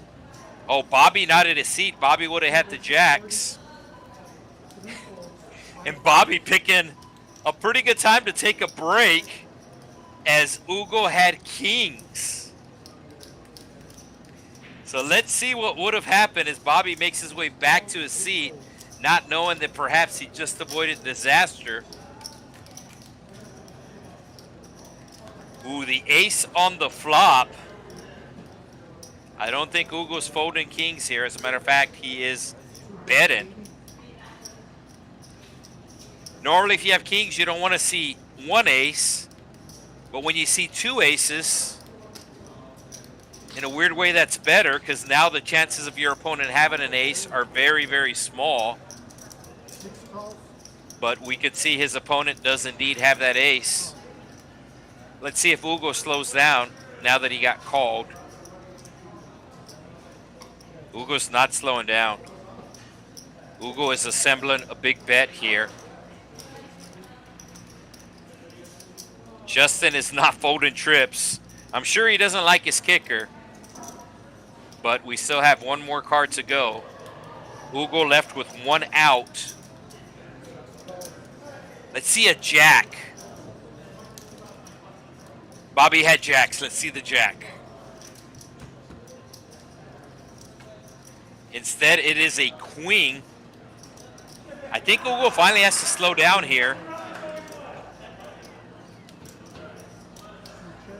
Oh, he goes check, check on the river. Justin did not like his kicker, but really only lost the ace-jack there. So, pretty sure Justin left couple of $100 on the table there.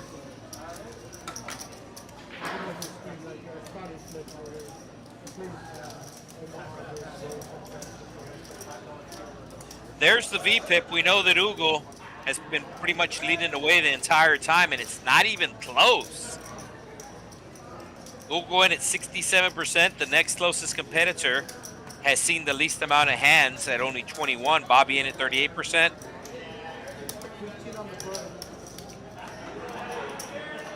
Everybody in at least 20%. Simon just under 20%, but he has had a lot of smoke breaks.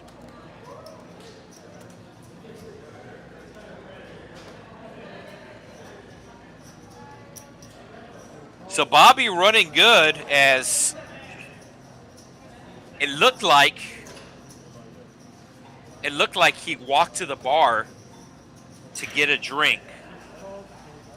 Now there are waitresses here at the Texas Card House, but there are a lot of tables running right now, as our Friday night free roll had over 60 players with a prize pool of almost $5,000. So you had all those tables running. Then you had the cash game tables running as well on the main floor.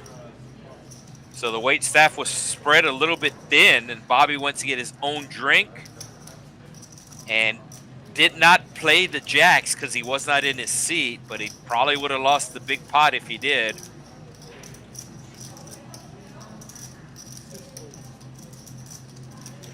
And I don't know what the term for that is, if it's running good, if it's luck. I think it's somehow destiny, but that's too strong of a word in my opinion.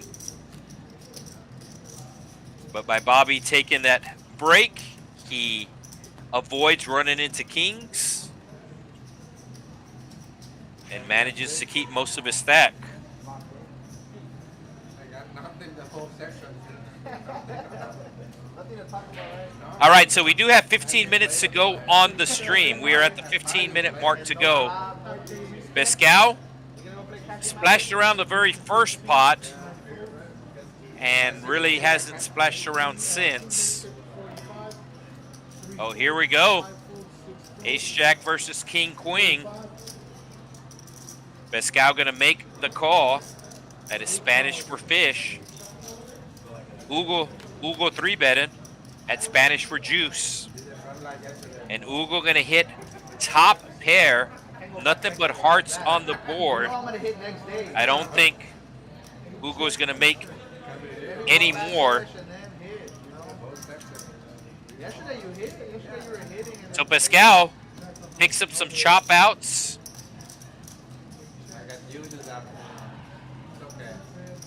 But Ugo's not going to let him get there.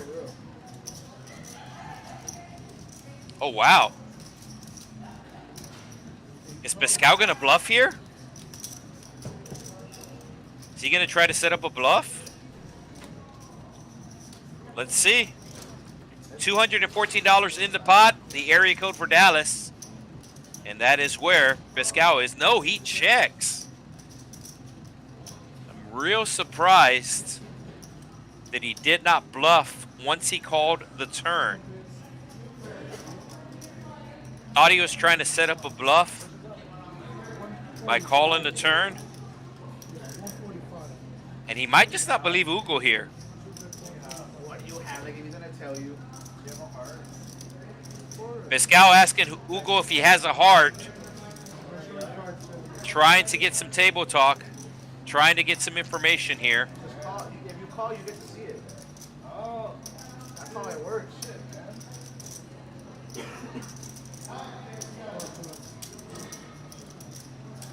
So Pascal does not believe Ugle. That's why he called on the turn. I thought he was calling to bluff on the river, but he called because he does not believe Ugle. But does he not believe him to the tune of $145? He might call here. Does he call?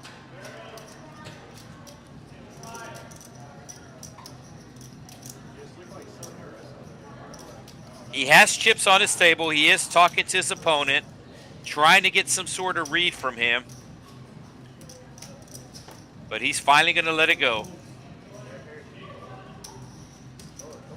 Didn't think his opponent had a heart. He was correct, but his opponent had him beat with the king.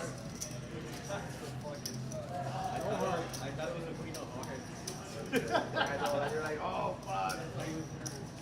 That's why I was nervous. Yeah, you were right on the nervous part, bro. Wrong grid, wrong grid. Got it through. Did you have a heart? No, he had a key. Yeah. No, he had a key. Yeah, I folded a flush. No, he had a key. For sure he had a key. King. I had a jack. Oh, he had a jack. Okay.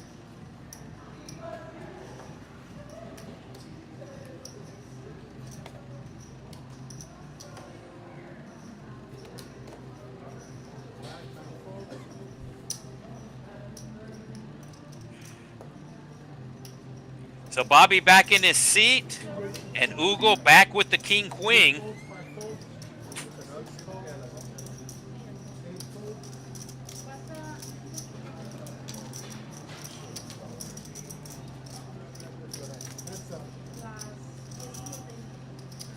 Ugle gonna hit the queen.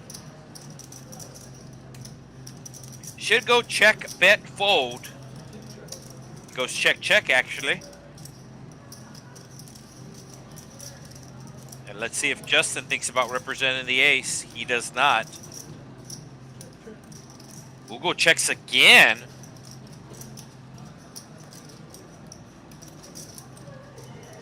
Oh, Justin's gonna bluff here. That's not a queen on the river, that is an 8.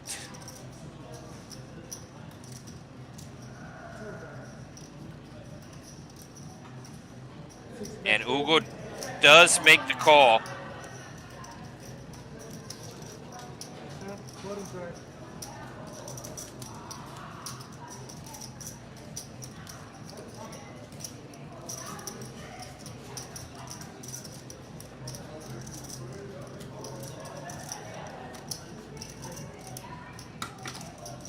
So the only player currently still in his seat that is in the negative is seat 8.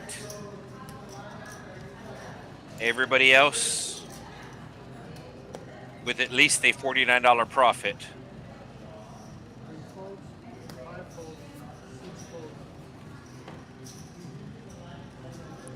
So hand 94, last hand of the night. Hand 94, if you are still with us, might as well stay until the end, because normally we have craziness happen at the end. And we might have craziness happen this hand. Ugle with the queens, Bobby with the ace, and Bobby with the open ender. Bobby checks. $100 bet here. Right on cue, I said, hey, we might see some craziness happen. Did Bobby fold? Bobby folded an open ender?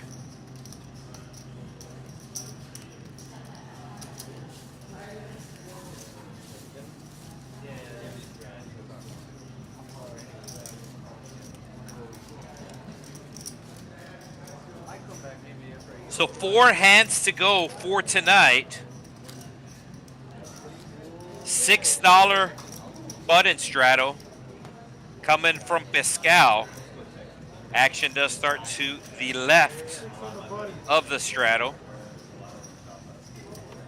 So the small blind is first to act.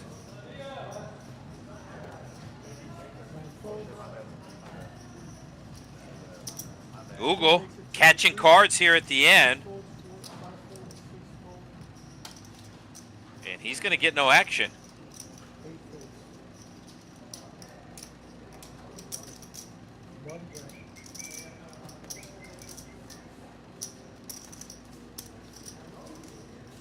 So 6-handed, started off 9-handed. Started streaming at 7 Central Time, Texas Time, US. Tomorrow, TCH Live Poker will be streaming from Dallas. We go from South Texas to North Texas as the final table of the big one will get streamed.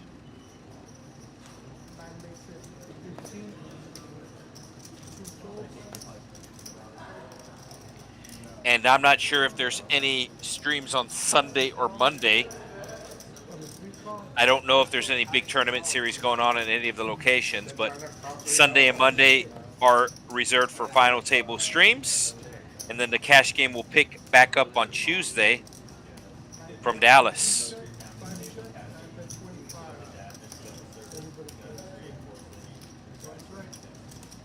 So 2 more hands. I know, yeah, you got a haircut. You short at. That's what I noticed. Ugle, VPIP 69%, very nice. Has the highest VPIP, has the biggest chip stack. Sometimes it correlates, sometimes it doesn't. He's back. You gotta buy. It's always, yeah, but Irving wants to talk. Now you're gonna pick. Continues, right? Yeah. And it looks like we do have somebody taking the seat. I was just waiting like 2 hours. I was just waiting like 2 hours. So he's going to get to see one hand for the stream. I don't know who that is, but we're going to see one hand.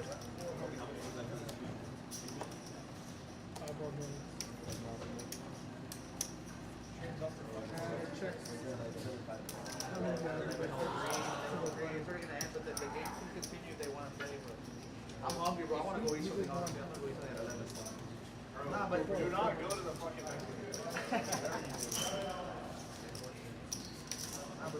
All right, so let's see who that is. Oh, he's back in his same seat. Valenzuela. Might have gone to eat, not sure, but he's back in his same seat. And he will get to see one hand before the stream's over. All right, last hand of the stream.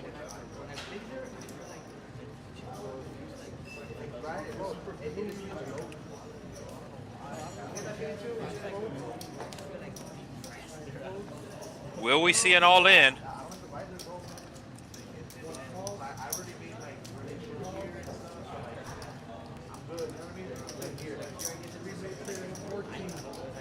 Wizard raising it up to 14 with the queen jack offsuit.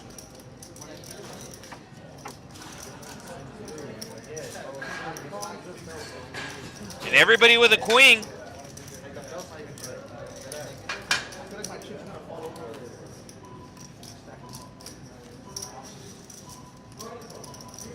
Queen high still in front.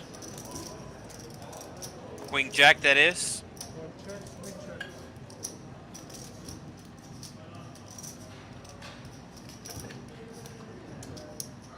Small bet. To the river we go. Looks like Justin's racking up. This is the last hand of the stream.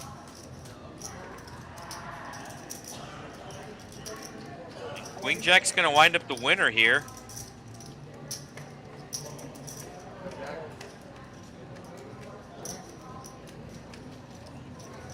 So let's see the final totals. It's going to be Ugle leading the way. He was the biggest winner tonight. And he's going to win over $700 as Pascal losing over $500. So that'll wrap things up for tonight's stream. Thank you for joining in. Tomorrow is the big one, final table tournament from Dallas.